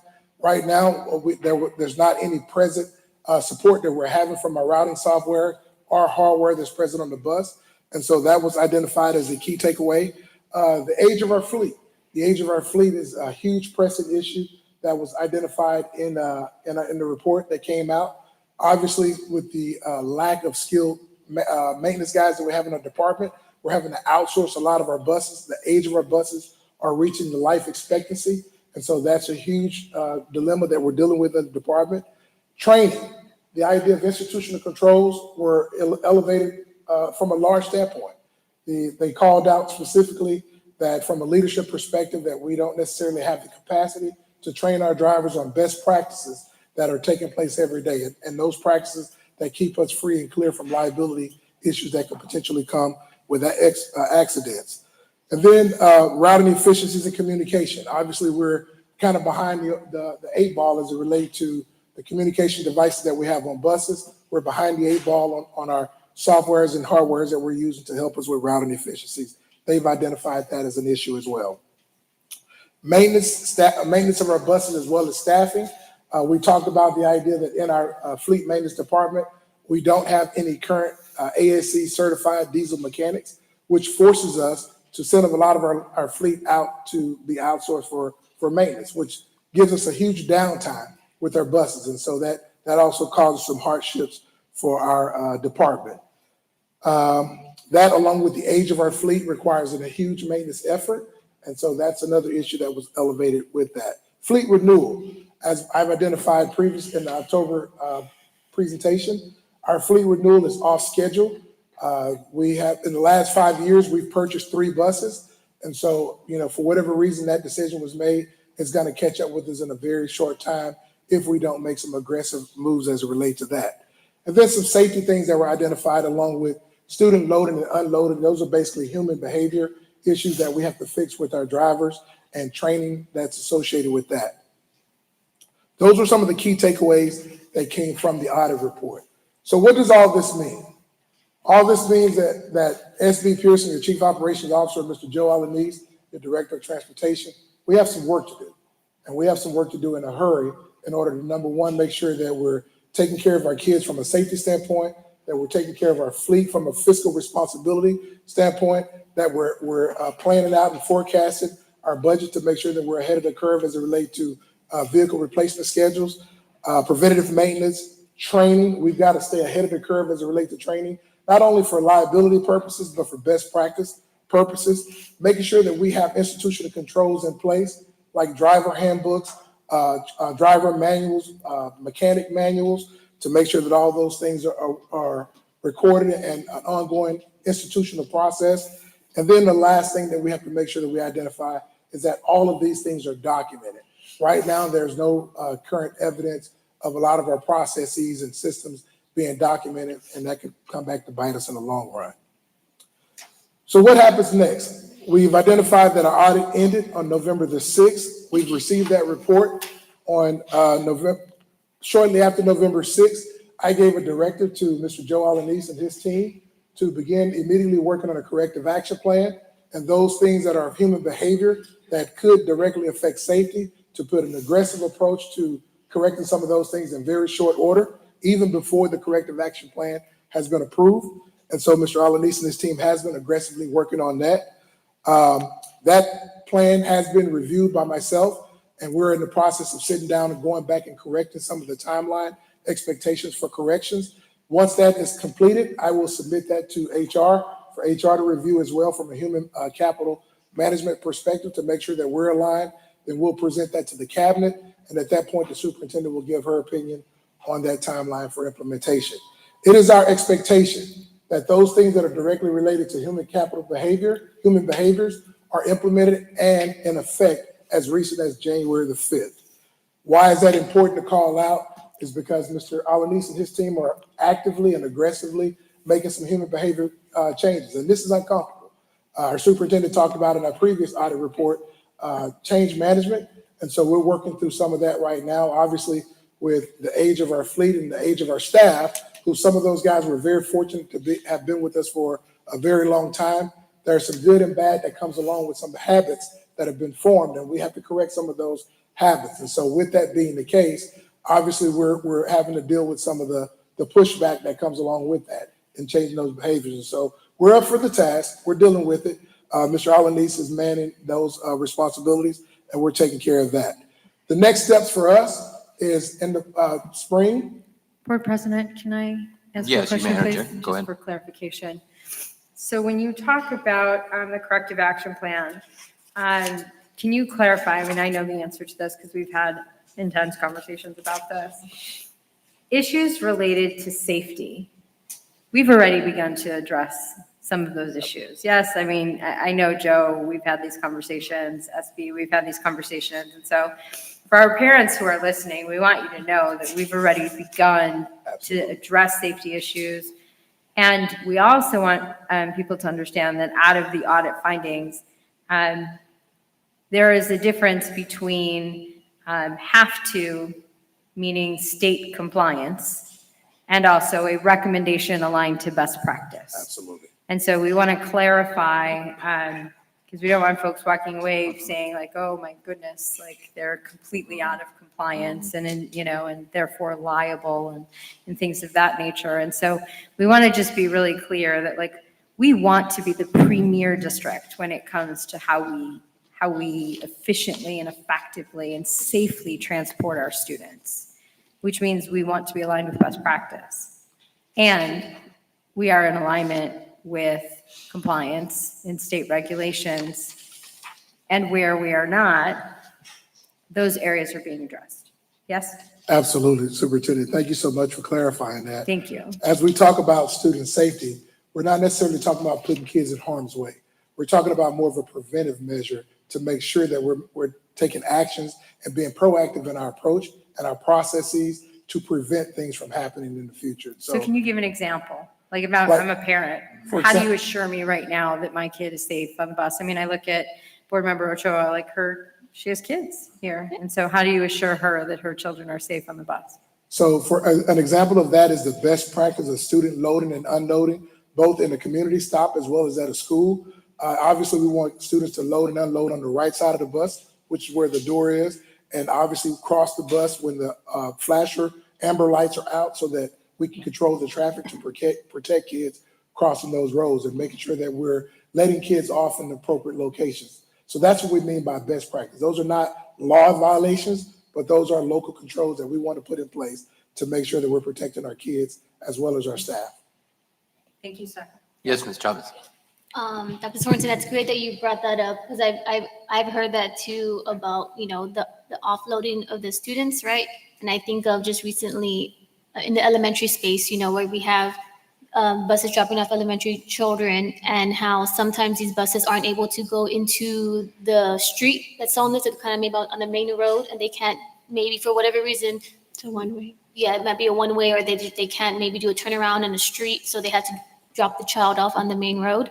And then the child has to then, and this is elementary child, right, has to get off the bus and then cross traffic to go then to their house. I know that has brought some concern because these are elementary children and sometimes they're so excited to get home and they just kind of run across.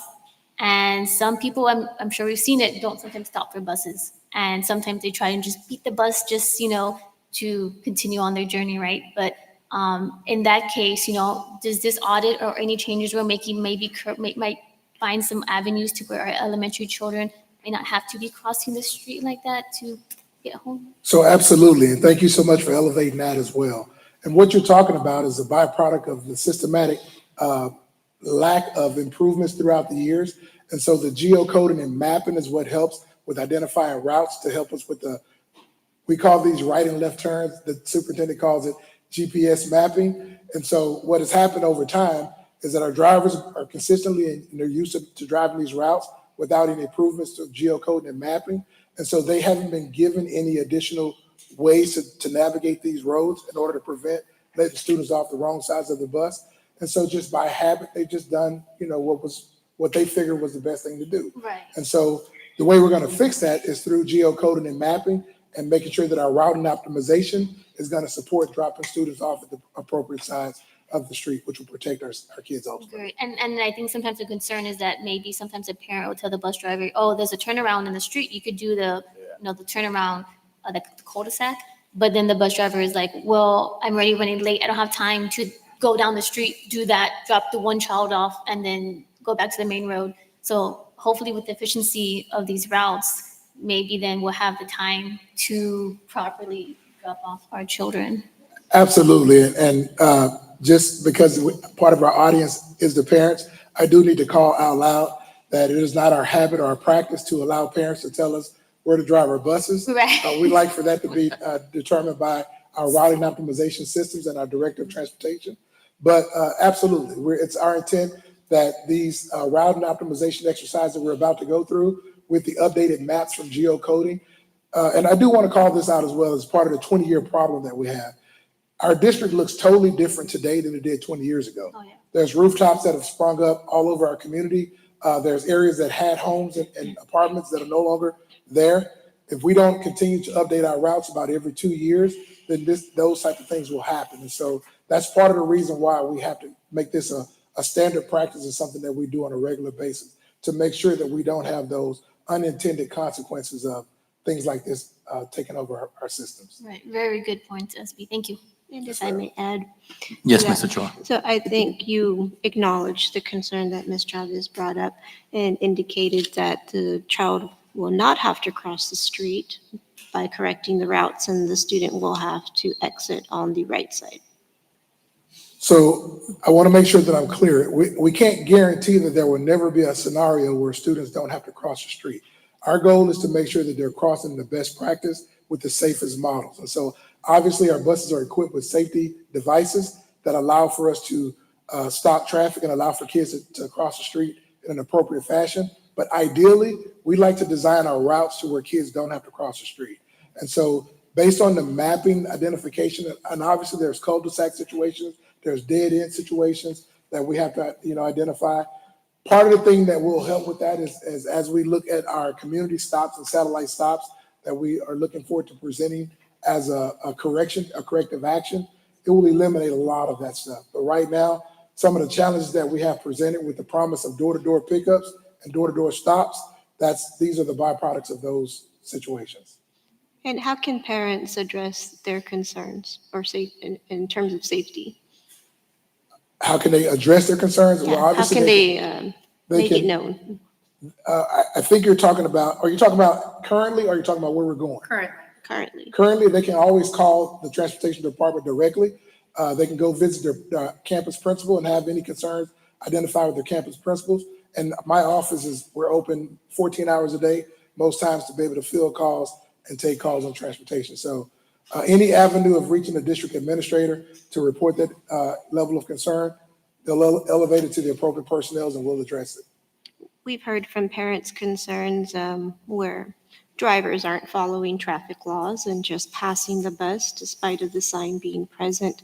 Are there cameras on the bus that are noted, license plates that can then be communicated to the local law enforcement? Thank you for asking that question as well. So our buses are equipped with student safety cameras on the inside of our buses. There are no 360 cameras on the exterior of our buses. As we look at purchasing new buses and the new legislative requirements for safety, that is definitely something that we can take into consideration. But our current bus model we're not equipped with 360 cameras, which catch the exterior of our bus. It's only inside our buses. Thank you. SB, all of those are really good questions, and I appreciate that. I do know that there is an opportunity for us to partner up with the local law enforcement. I think they have a ride along. I think DPS puts them along. Look, I can see Mr. Alanis. I think he's either been stopped by DPS or he's aware of the program I'm talking about. But that's certainly an effective program. And those are good questions. These are very good, valid questions. I mean, I see that you're going to be putting this action plan by January, so we look forward to it. So, yes, sir. Yeah, thank you for that. And thank you for answering those questions because it is a concern to many of us and how we're dropping off our kids or picking them up. So thank you. Just to clarify, Board President, Mr. Alanis and Chief Pearson will be coming back to the board in February with the corrective action plan and timeline for implementation, just to clarify. Okay, thank you. Yes, thank you so much for clarifying that, Superintendent. We did have a few more points to get to, and that was going to come up in those additional points. Starting in January, it's our intent to begin our geocoding and mapping, which is the launch pad for the routing optimization that we intend on taking place mid to late February to the early part of March.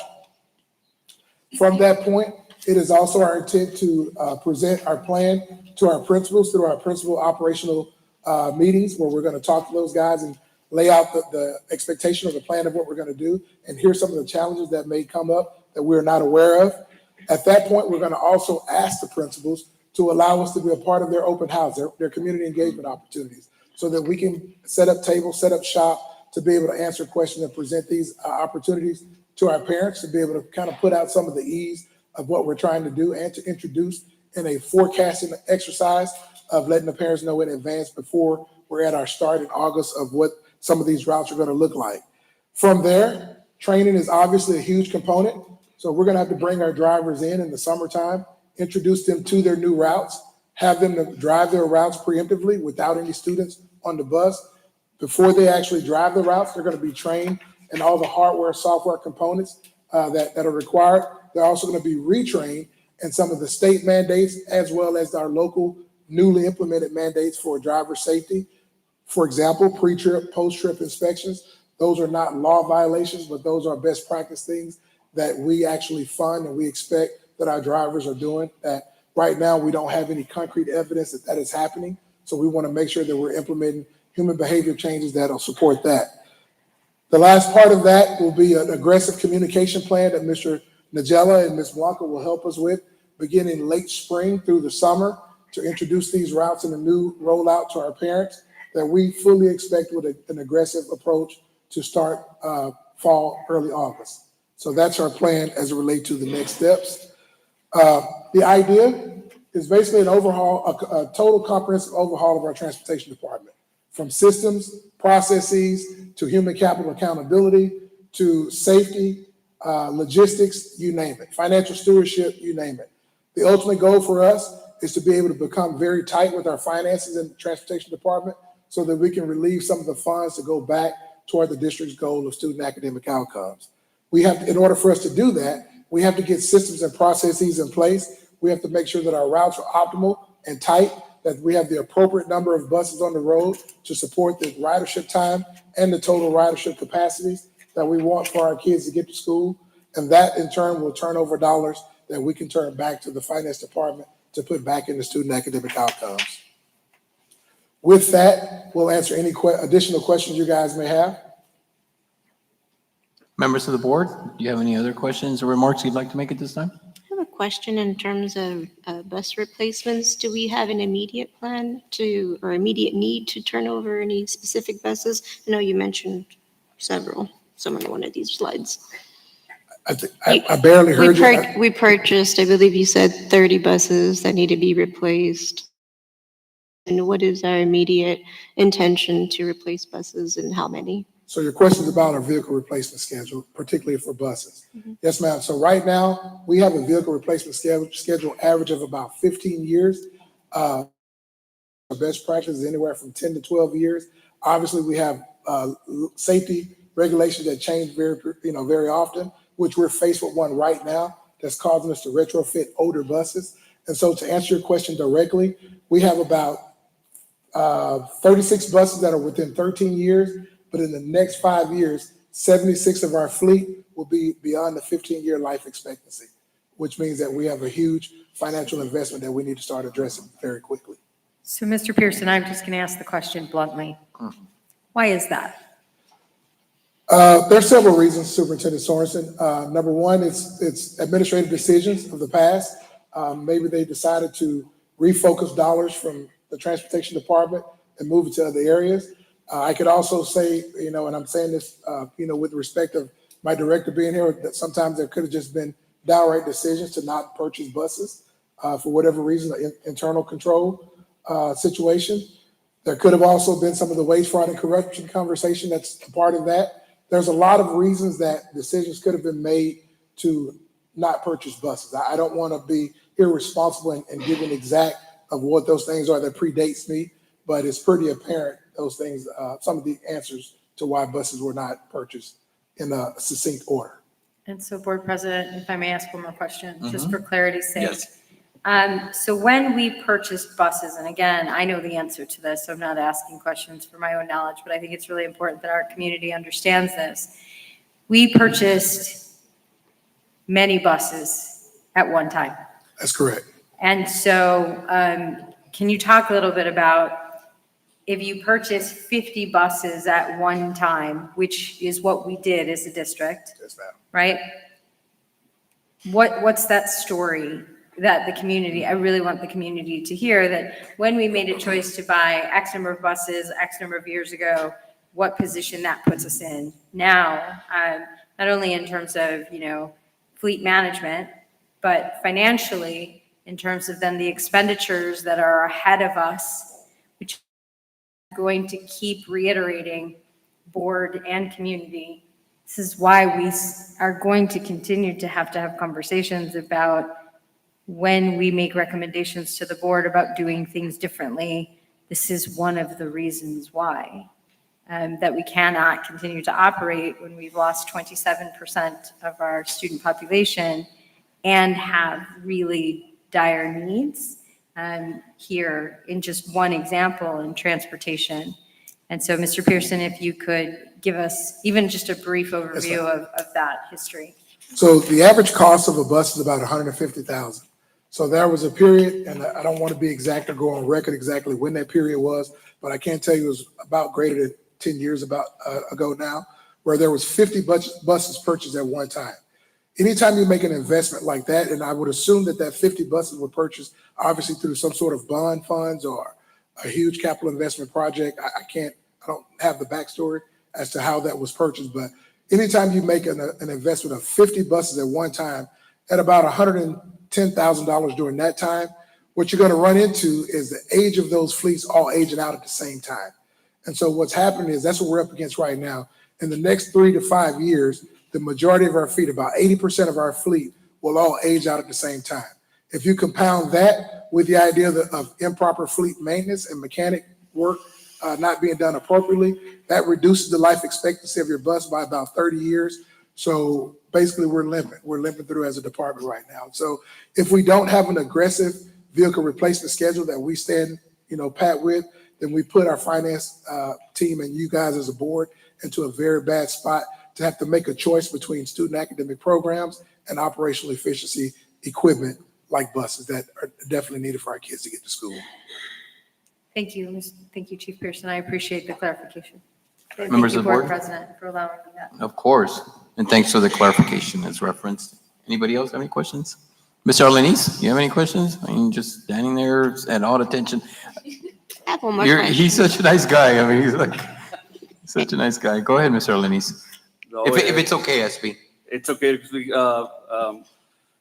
I think Mr. Pearson is leading the way with this, and Thank you. I appreciate him and the support that we have from administration here, and we're ready to tackle all this and make things better for our students and our community.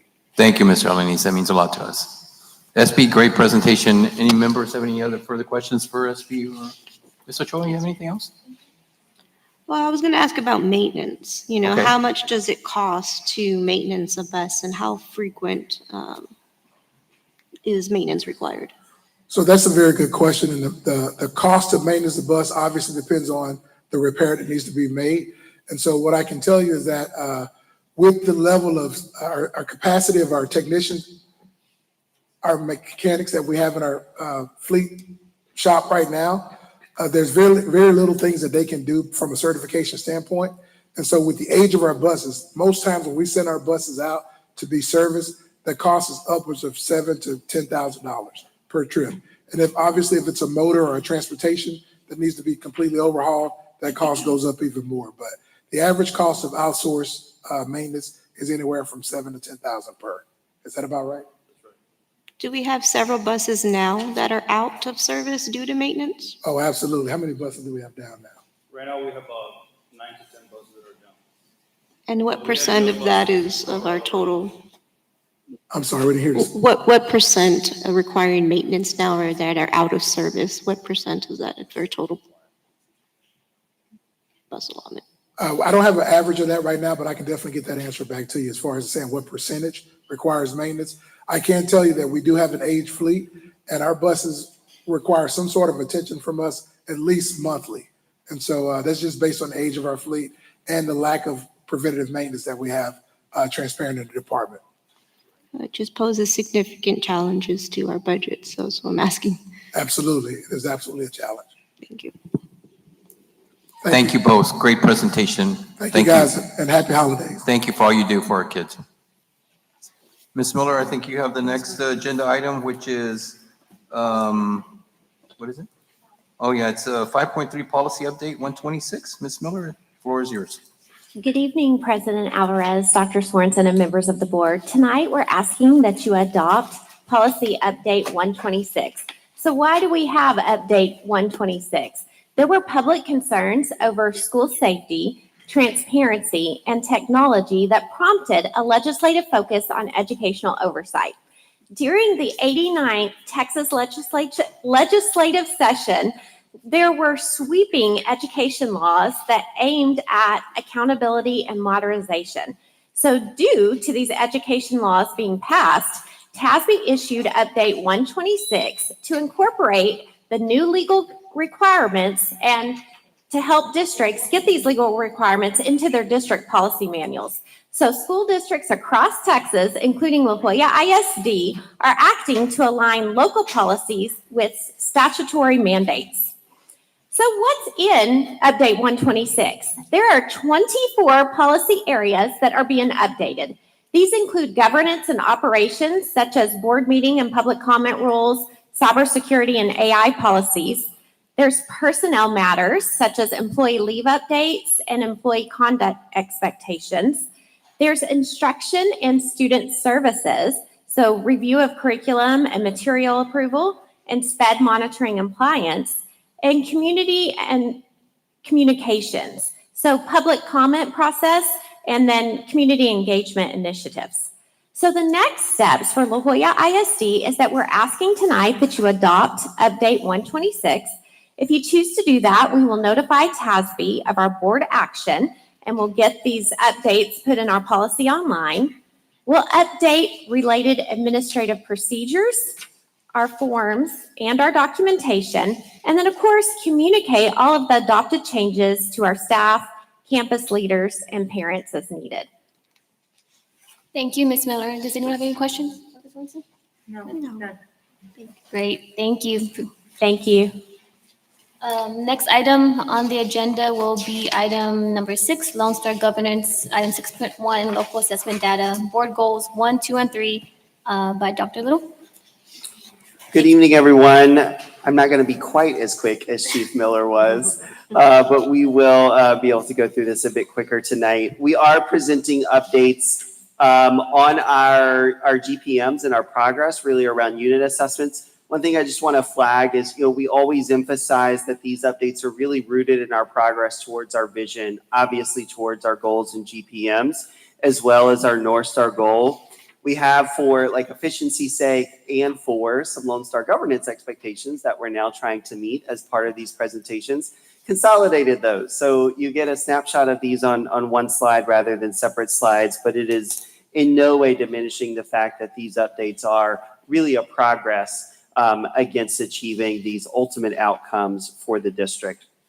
So tonight, we're going to walk you through reading and math data. So we're going to look at goals 1, 2, and 3 and the GPMs underneath those. We're going to share updates with you on how participation has gone because that was an issue as we discussed at the beginning of the school year, and we've seen dramatic improvements there. When we look at the reading data and the math data overall, we're generally going to see stronger performance at the elementary levels than at the secondary levels.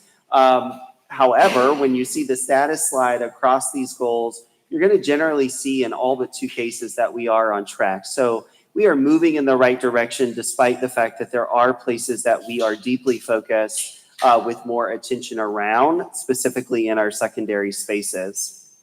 Part of what we're doing in response to the data that I'm going to share is similar to what we've been discussing. First big thing is, again, a thank you to the board for, I think about 6 weeks ago at this point, you approved additional investments, almost $2 million in additional investments into direct instructional support and curricular support for teachers and for campus leaders. That is phasing in at this point. So that additional support is on the ground in campuses, in classrooms, and that will continue throughout the rest of the school year, and is certainly an investment in improving and accelerating these results even more.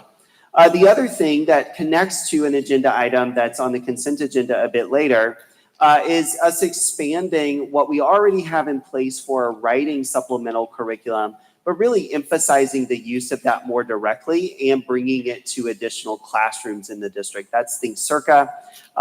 Writing is a key part of our literacy journey. It's not just about reading. You've got to be able to do both really well. And so just flagging that that's a real focus for us, particularly as we enter the spring semester and is connected to an agenda item later. The other big thing I want to call out here is really this middle bullet. And that's an emphasis on direct to teacher communication from us. Most of the time, we really work most closely from a central staff perspective, at least, with principals, assistant principals, campus coaches, counselors, that really leadership team at a campus. And they in turn are primarily the direct supports to teachers outside of the specific areas where we have coaches supporting teachers directly.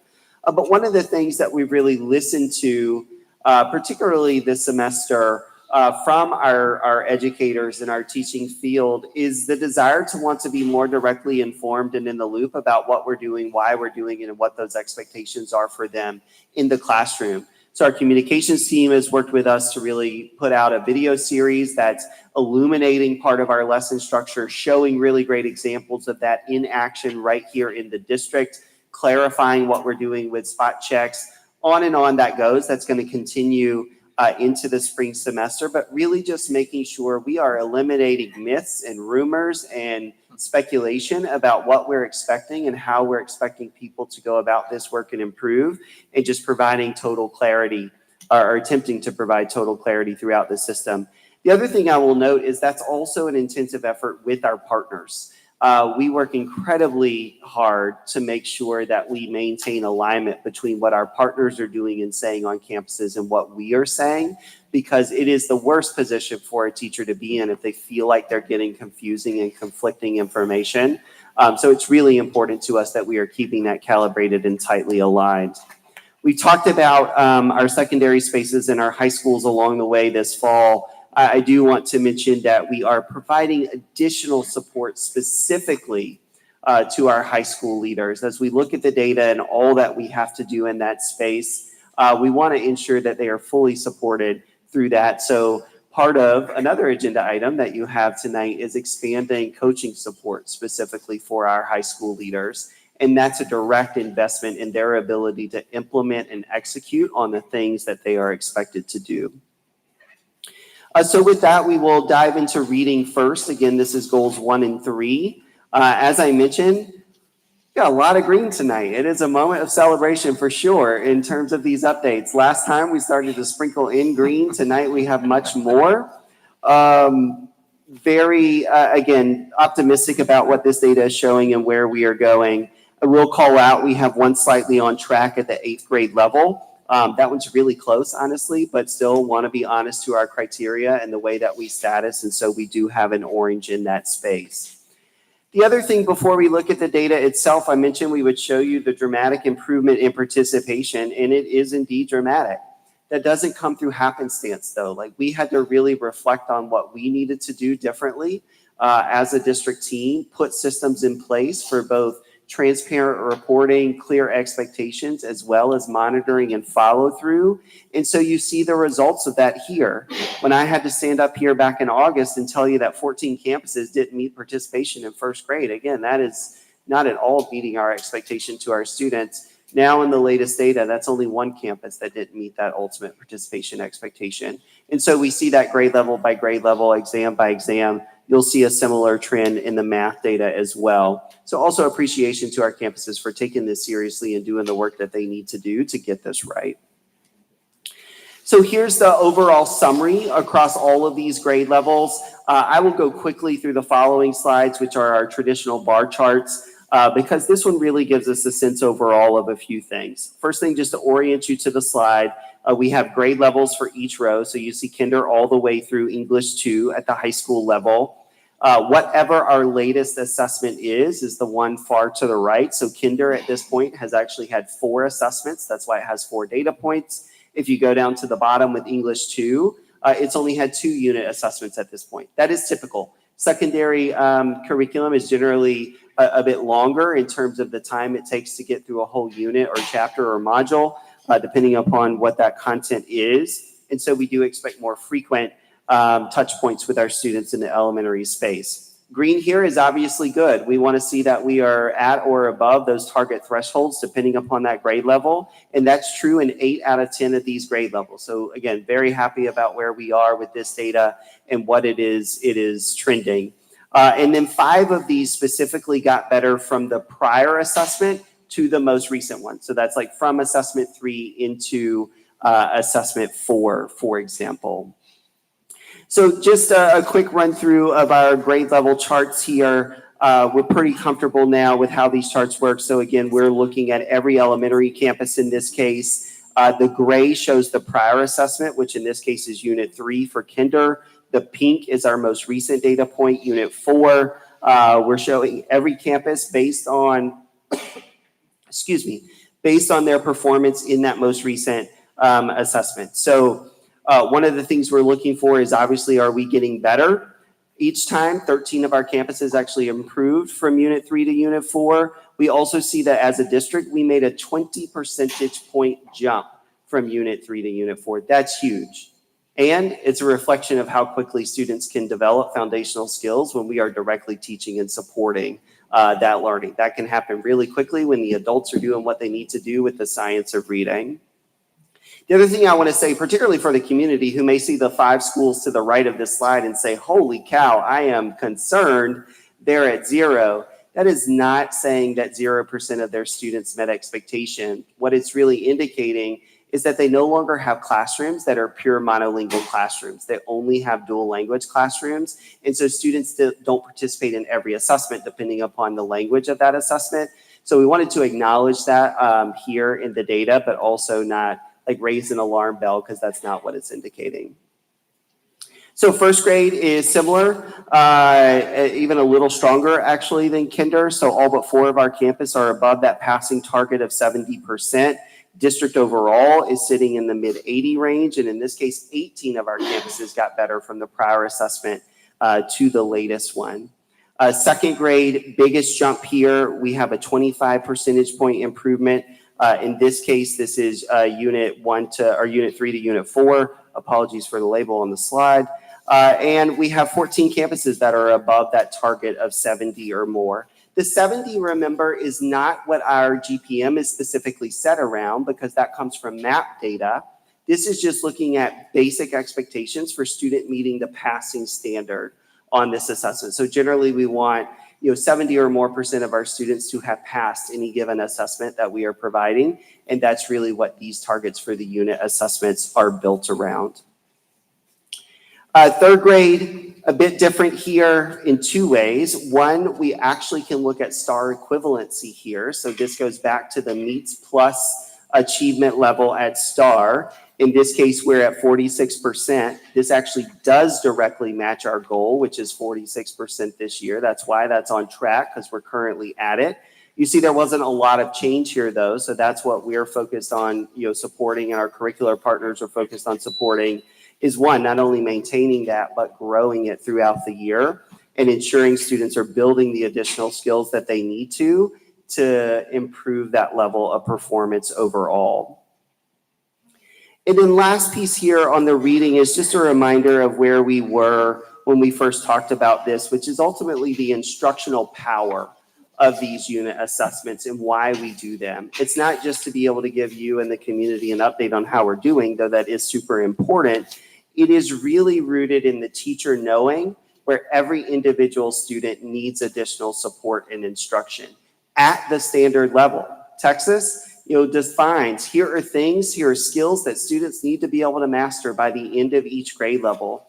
And so the unit assessments give us data on whether students are learning those skills and making that progress. On this slide, we've just shown you an example of a kinder, a first, and a second grade skill. You see the kinder one in yellow there. That means we got some more work to do. And that's specifically around phonetic knowledge. So that's a foundational skill. The teacher knows how they need to work on that in small group and in future lessons. So this is the real instructional benefit of these data points. And then to jump ahead into our middle school space to goal 3, this is looking at 6th grade. 6th, 7th, and 8th grade all look fairly similar, where you do see some decline from the first unit assessment to the second one. A reminder I made earlier when I shared that first data point is the first round is a lot about what happened in the year prior, coming into the school year, like making sure I still remember things I had learned before. Now we're getting into new content, new skills, new expectations, more rigorous expectations overall. So we did see some slippage here, and we still see that we are above our overall target for the year. These, again, are star equivalent targets based on those GPMs and goals.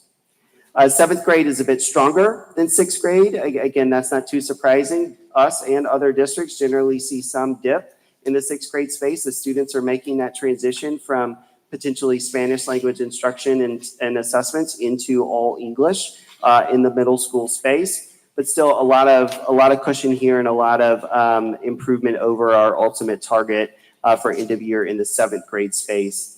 And then 8th grade, right at where we need to be.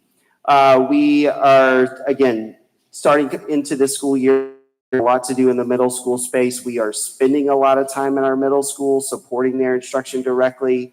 As that additional partner support is coming in, it's also tailored and targeted. Yes, every school is getting additional support, but the schools that need it even more are getting more visits, more modeling, more coaching, specifically to help respond to areas that need additional attention. I will call that out. For example, here you see signs. It doesn't look great from Unit 1 to Unit 2 here and is the lowest performing middle school, so they are getting extra support. And we're seeing lots of signs that the school is improving. Again, we have a new principal in place there now for about 6 weeks. There's a lot of indicators of rapid growth and change. And so we're looking to see that really change in future updates because that principal has really taken this on full steam ahead and is leading that campus forward in a very different way. So that's our quick reading overview. Math a bit shorter here. We have one goal, goal 2. 2 of our areas are on track. The first one around kinder is slightly off track. The unit assessment data itself looks really strong, but we have a very high target here for our kinder achievement based on the Texas KEA at the end of the year. And so we are reporting that as slightly off track at this point. Same thing on the reading side, dramatic improvement here in participation overall, really eliminating or nearly eliminating those participation issues with our campuses. So overall picture here. Now, goal 2 is just about kinder to 3rd grade, but we are always transparent about how all grades are doing. So you see that full gamut here through Algebra 1. 6 of these grade levels are in the green. We saw improvement in 4 from the prior unit to the last one. The thing I want to particularly note here, and we do have a slide on Algebra 1, we had incredible declines last year in our Algebra 1 space, somewhat shocking in terms of how big those declines were. That is coming in much stronger already this year. We've got to shore that up, strengthen it, make it strong, particularly in our high school space. Our middle school Algebra 1 students typically do quite well, but we got to make that stronger across the board. But this is an early indicator of real progress and impact that we could see at our high schools and their ultimate accountability outcomes if we can keep this data as strong as it is right now. To go back to the elementary space though, kinder overall, we see a little slippage from that prior unit to this one. We're sitting at 79% of those students though passing. That overall is very strong, but again, it's slightly off track because our final target for the year is in the 80s. For 1st grade, it was on track. We're sitting at 77. We got really strong improvement here, or strong performance here with 15 campuses above that passing target. I will note that this only has one data point. In future updates, we will have other unit assessments as part of it, so we will have that comparison. And then 2nd grade actually jumped here 13 points. 2 things I'll call out. You just saw me say it was on track. That's because this current status is above where we expect it to be for the end of the year, even though it is below that passing standard of 70%. We have a long way to go from our prior data in 2nd grade, but want to sort of address that transparently, that right now it is above where we expect it to be at the end of the year. It's also growing a lot. It improved 13 points. We got to continue to see that happen. And this is a potential early sign of how our new math curriculum compounds over time. These students got this exposure and experience in 1st grade. Again, it's a slightly different way of thinking conceptually about the math and really building those approaches. But now they're getting another round at it this year. They're at a young age. Again, you see development happen really quickly and learning accelerate. And so this is a really good indicator of how that will pay off long-term as well. 3rd grade, again, ultimately our goal here, looking really strong. It improved 14 points. We are well above our end-of-year target at this point. So that's our commitment to maintaining that as we go along. And then just like on the reading side, our teachers can look at those specific skills, understand where students need additional support and intervention. 7th grade example here, shows in the pink. Teachers can see, hey, our students are struggling with how to calculate sales tax. that's also an indicator to the teacher that that may be challenges with percentages or multiplication issues or fractional concepts. So that's really what they can dig in and build that foundation around as well. And then I mentioned I would show you Algebra 1. Again, really strong results thus far in the school year based on this unit assessment data. Eager to see how our MAP data comes back at the middle of year in February. That'll be our first time to really compare how unit assessments and MAP data are moving together or not. But you'll get that update in late January, early February.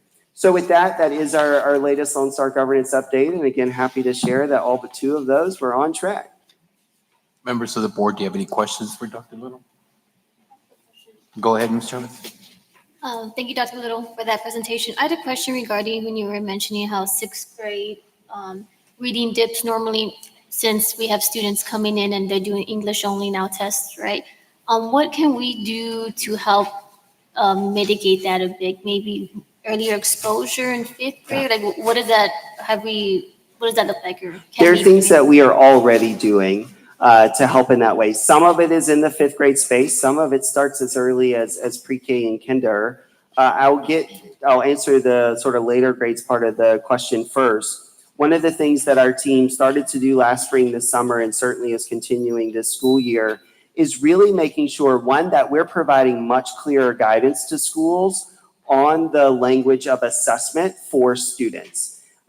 Just because a student is in a dual language classroom does not mean they should be testing in Spanish. That is not an automatic or a given. We are providing more clear guidance to campuses on how to make those decisions. Part of that guidance is looking at progress throughout the year. If we see that students are showing that proficiency in English and are comfortable and confident and able to do that based on other assessment data points, we can transition them much sooner. And so that's something that we're intentionally doing at 3rd grade, 4th grade, 5th grade from a STAR perspective, so they don't just show up for the first time in the 6th grade space. The other, which is a much longer term play, is what we're doing with 2-way dual language. Like really building that ultimately 50-50 model of Spanish and English and giving multiple students, both native Spanish speakers and native English speakers, that biliteracy context. Research is super clear that benefits both and it improves outcomes in the English language for both students as well. Thank you. Any other questions, members? If I Ms. may, Ochoa? I'm glad to hear that we have directed-teacher communication. What channels are we communicating this information directly to the teacher? Yeah, several. So I mentioned the video series as an example because that's something also that the public can see, but we're sending both short and long snippets. I just did one last week that's rather long, but that is a more deep, intentional walkthrough of our spot check that teachers will be getting. So we have, obviously through like social media channels, not just publicly, but internally, we send information directly to teachers, both through email and through our content teams. Our content teams all have ways that they can communicate with science teachers, for example, or reading teachers. And so they push information out that way. And through our professional learning sessions, that's us directly with teachers in the space. We have some coming up this Saturday, in fact. And so all of those are ways that we are sharing information directly with teachers, in addition to the meetings that the superintendent really hosts with advisory councils and those committees as well. So like teacher ambassadors and teacher representatives are getting direct information from us. Thank you for that. On slide 71, we see the assessment. Oh, wait, take it there. So assessment 1 is at 66%, for example, for 1st grade, and then we have a huge increase at 90%. What is the drop on these? It's kind of going up and down for 1st grade. Yes, and board member Ochoa, I am going to apologize because I thought we had that clearly footnoted, but I'm not seeing it now that you're asking the question. Those are alternating languages in some cases. So the way we're doing our biliteracy work, our dual language work with the new curriculum, is if it is a dual language classroom, one unit is taught in Spanish, the next unit is taught in English, and then that rotates by unit throughout the year. That's really helpful to the teacher, so they're not having to make a change sort of day to day or week to week. It's by the unit. But these assessments do reflect some of those language changes. I see. Okay. And then these that are in gray, have those assessments just not occurred? That's right. So I'll take English 2 just at the bottom of the slide as an example. They haven't, at the point we put this data together, taken their third assessment. When I come back in the spring and give another update on this, we will see that all are at a different place in the number of assessments that we've had thus far. I see. And then on slide 74, let's see, 74, maybe 75, because it's 1.2, GP at 1.2. This There you one, go. I think it's Yes. 73. Yes. Yep. So Fordyce is at 100%, fantastic. Benavides is at 63. What is the reason between the huge gap and how can we close that? Yeah, there's several answers to the reason between the differences. One thing that's always helpful to note is all of these schools have different number of classrooms as well. Benavides is obviously one of our smallest campuses, so that's fewer numbers of students than at some of our larger schools like Camarena or other places. Fordyce and Benavides are fairly similar. This is actually part of what we are emphasizing in our school action recommendation is that's an opportunity to, one, address two really small campuses from an enrollment perspective and put them together at Fordyce while improving the academic setting for those students. And so that literally helps move all the way from the right on this data point to all the way to the left. Because what's happening in those classrooms is generally of higher quality, of more consistency in what they're doing instructionally. Now, our obligation to the second part of your question that I'm hearing is to make sure that we're providing that support, that coaching, that modeling, those resources to all teachers as they need it. Remember that we do tier our campuses. We have them in quartiles. Benavides is a quartile 4 school, so they are getting more touch points, more frequent visits, more direct support from us and our partners because of that. Thank you. Any other questions, Ms. Chavez? Any other questions from the board? Okay, seeing we have none, thank you, Dr. Little.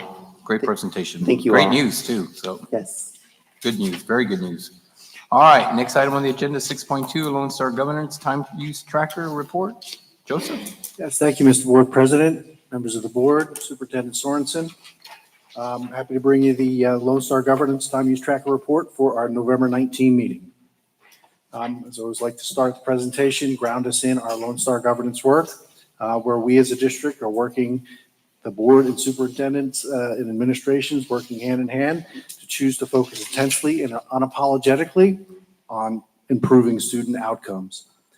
So our time use tracker report, if you recall last meeting, we had a number of presentations, which included Ms. Crespo had given us a budget development update.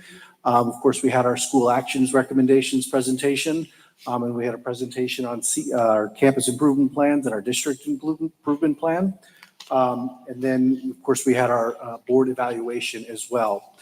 So all of those presentations counted towards our adult behavior minutes. So if you read the green column on the left-hand side of the tracker, you can see that those equate to 112 minutes of our total 125-minute meeting, which resulted in 89.6% of our time was spent on adult behavior minutes for last meeting. With that, I'm happy to take any questions. Members of the board, any questions? No. Thank you, Joseph. Thank you, sir. Thank you. Before I proceed, I'd just like the record to note that Dr. Carlos Margo had to leave the meeting at 6:56 p.m. So let the record state that. Note that. Next item on the agenda is agenda item number 7. We now move on to again, as I referenced, the consent agenda item. Do I have a motion? I move to approve the consent agenda. Do I have a second? Second the motion. All in favor signify by saying aye. Aye. All opposed, motion carries. All right. Item number 8, this will be our closed meeting, will be held for the purposes authorized by the Texas Open Meetings Act, Texas Government Code Sections 551.001, 551.071, 551.072, 551.074, 551.076, 551.129, and 551.0821 concerning any all purposes permitted by the act. We are now going into closed session. It is 8:25 PM.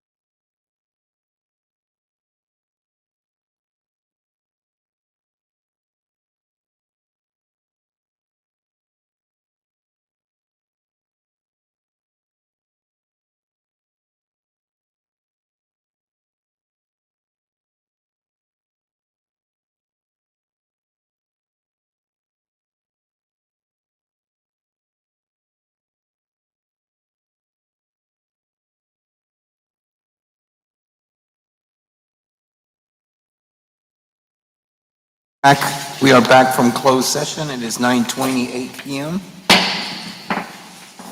Next item on the agenda is 10.1, approval of donation of $5,000 to La Jolla High School football program. Do I have a motion? I move to approve item 10.1. Do I have a second? I second the motion. All in favor signify by saying aye. Aye. All opposed, motion carries. Next item is 10.2, approval of sports officials payment processing service, CSP number 2026-30. Do I have a motion? I move to approve item 10.2.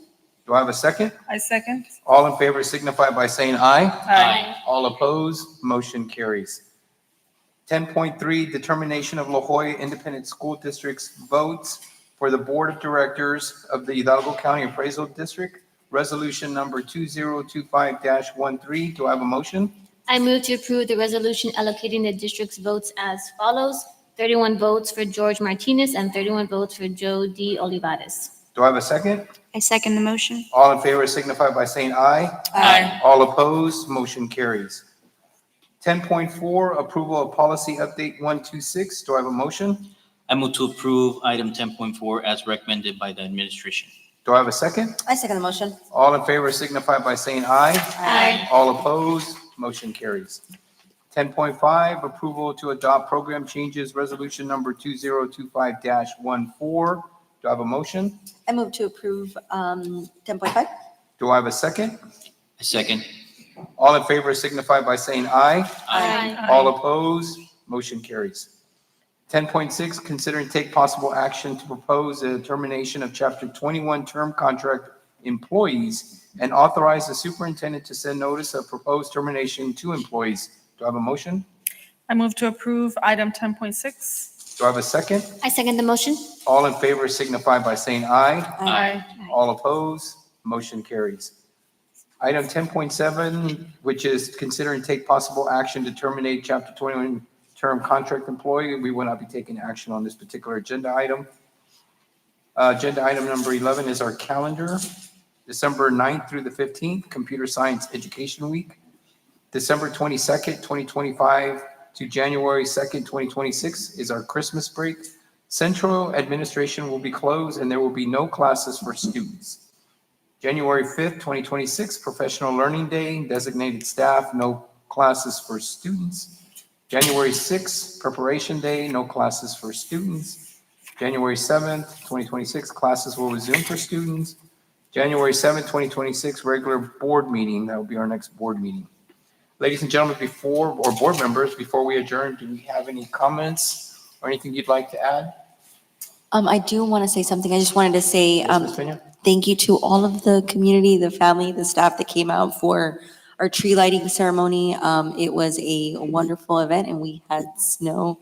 It is wonderful to see all of the families come out and enjoy what we have to offer. And it was just a great event. So thank you guys so much. Any other members like to say anything? Yeah. Ms. Chavez? In the same note, also, thank you for all the parent community who are attending the engagement community sessions for the schools that will be having potential school action taken on them. I really appreciate it. It's great for us to hear how y'all are feeling about this and your concerns. And we as board members have been going and we plan to continue to go to the future events. And we hope to see the community there also. Thank you. Yes. Anyone else? Definitely. The tree lighting ceremony was amazing and a heartwarming event for our community to share together. And again, yes, our engagement meetings are for us to come together as a community and hear the voices directly from you. So again, yes, please continue to join those. All of those are presented on our school actions on our website. So dates are present there. And I wish everyone a Merry Christmas. Anyone else? Mr. Soso? Yes, I just want to say good luck and safe travels to the La Jolla High School robotics state that are right now traveling at the moment. So I wanted to say that real quick. And also Merry Christmas and Happy New Year's. Ms. Hernandez? Doctor? Yes, on this, our last meeting of the year, I want to say to everybody coming from a person that lives here in the community, I've noticed the difference with how parents are getting involved, and we see it evidenced in the Thanksgiving and Halloween and Christmas things that we're doing. But the efforts that our parents are doing into our students, towards our students, the efforts the teachers are doing with all the extra coaching. And we know that everything is being done for our students, but ultimately the effort that the students are doing themselves, we're seeing a lot of improvements, especially in what Dr. Little presented to us tonight. So to everybody, Merry Christmas and a Happy New Year. Well said, Dr. Hernandez. Dr. Sorensen, do you have anything you'd like to add? I would just like to echo the sentiments of the board members. First of all, yes, absolutely. Please continue to engage with us through our community engagement sessions. And we want to hear the voices of our community and our parents as we continue to make recommendations to the board that we as an administration feel are in the best interest of the district as a whole. And we want to hear your voice as we continue to proceed forward through the month of January. Secondly, again, the tree lighting was just incredible. It just, again, always demonstrates who we are as a district. I think I told Blanca that, I think the weather was in our favor because it actually really felt like it was snowing because of how the wind was blowing. And so the fireworks and the snow and the tree lighting and the feeling of our community and the warmth and the kindness and how everyone just really came together always to just definitely show up who we are as a community. So thank you. And thank you so much, Blanca and the operations team and everyone on comms. It's just, and all of central office coming together to really make it happen. Thank you.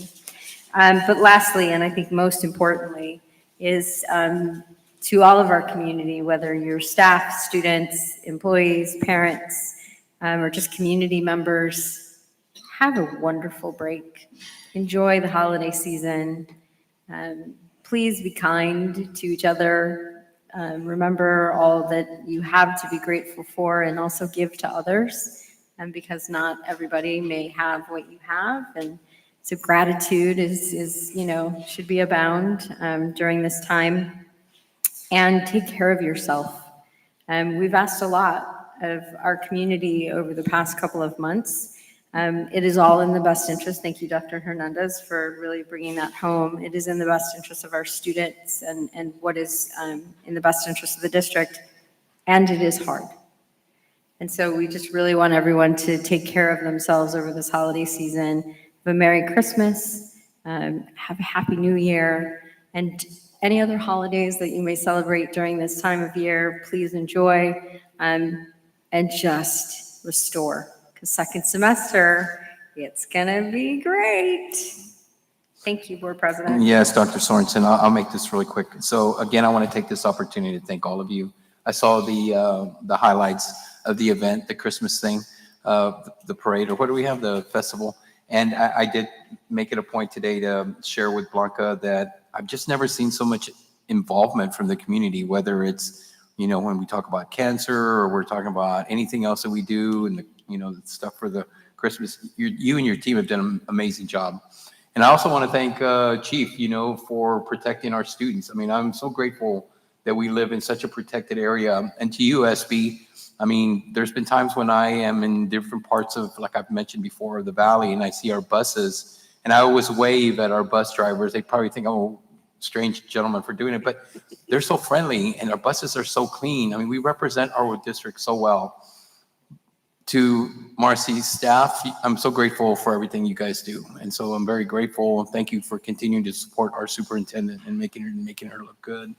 And to all of you, thank you for all you do. I know there's a lot of preparation involved for these meetings. We know the hard work that you put in.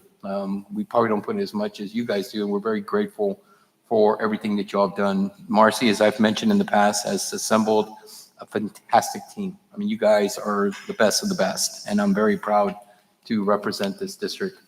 And then to my board members, like, you guys are some of the brightest and smartest people.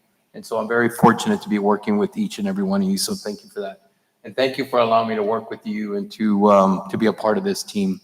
And Marcy, thank you for the work. I know that it hasn't been easy. We're almost 2 years old, and it hasn't been easy. You know, every day we experience something. And so I'm very grateful that you are taking the lead and that you're very transparent, not only with the board, but with the community. So I'm very grateful for that.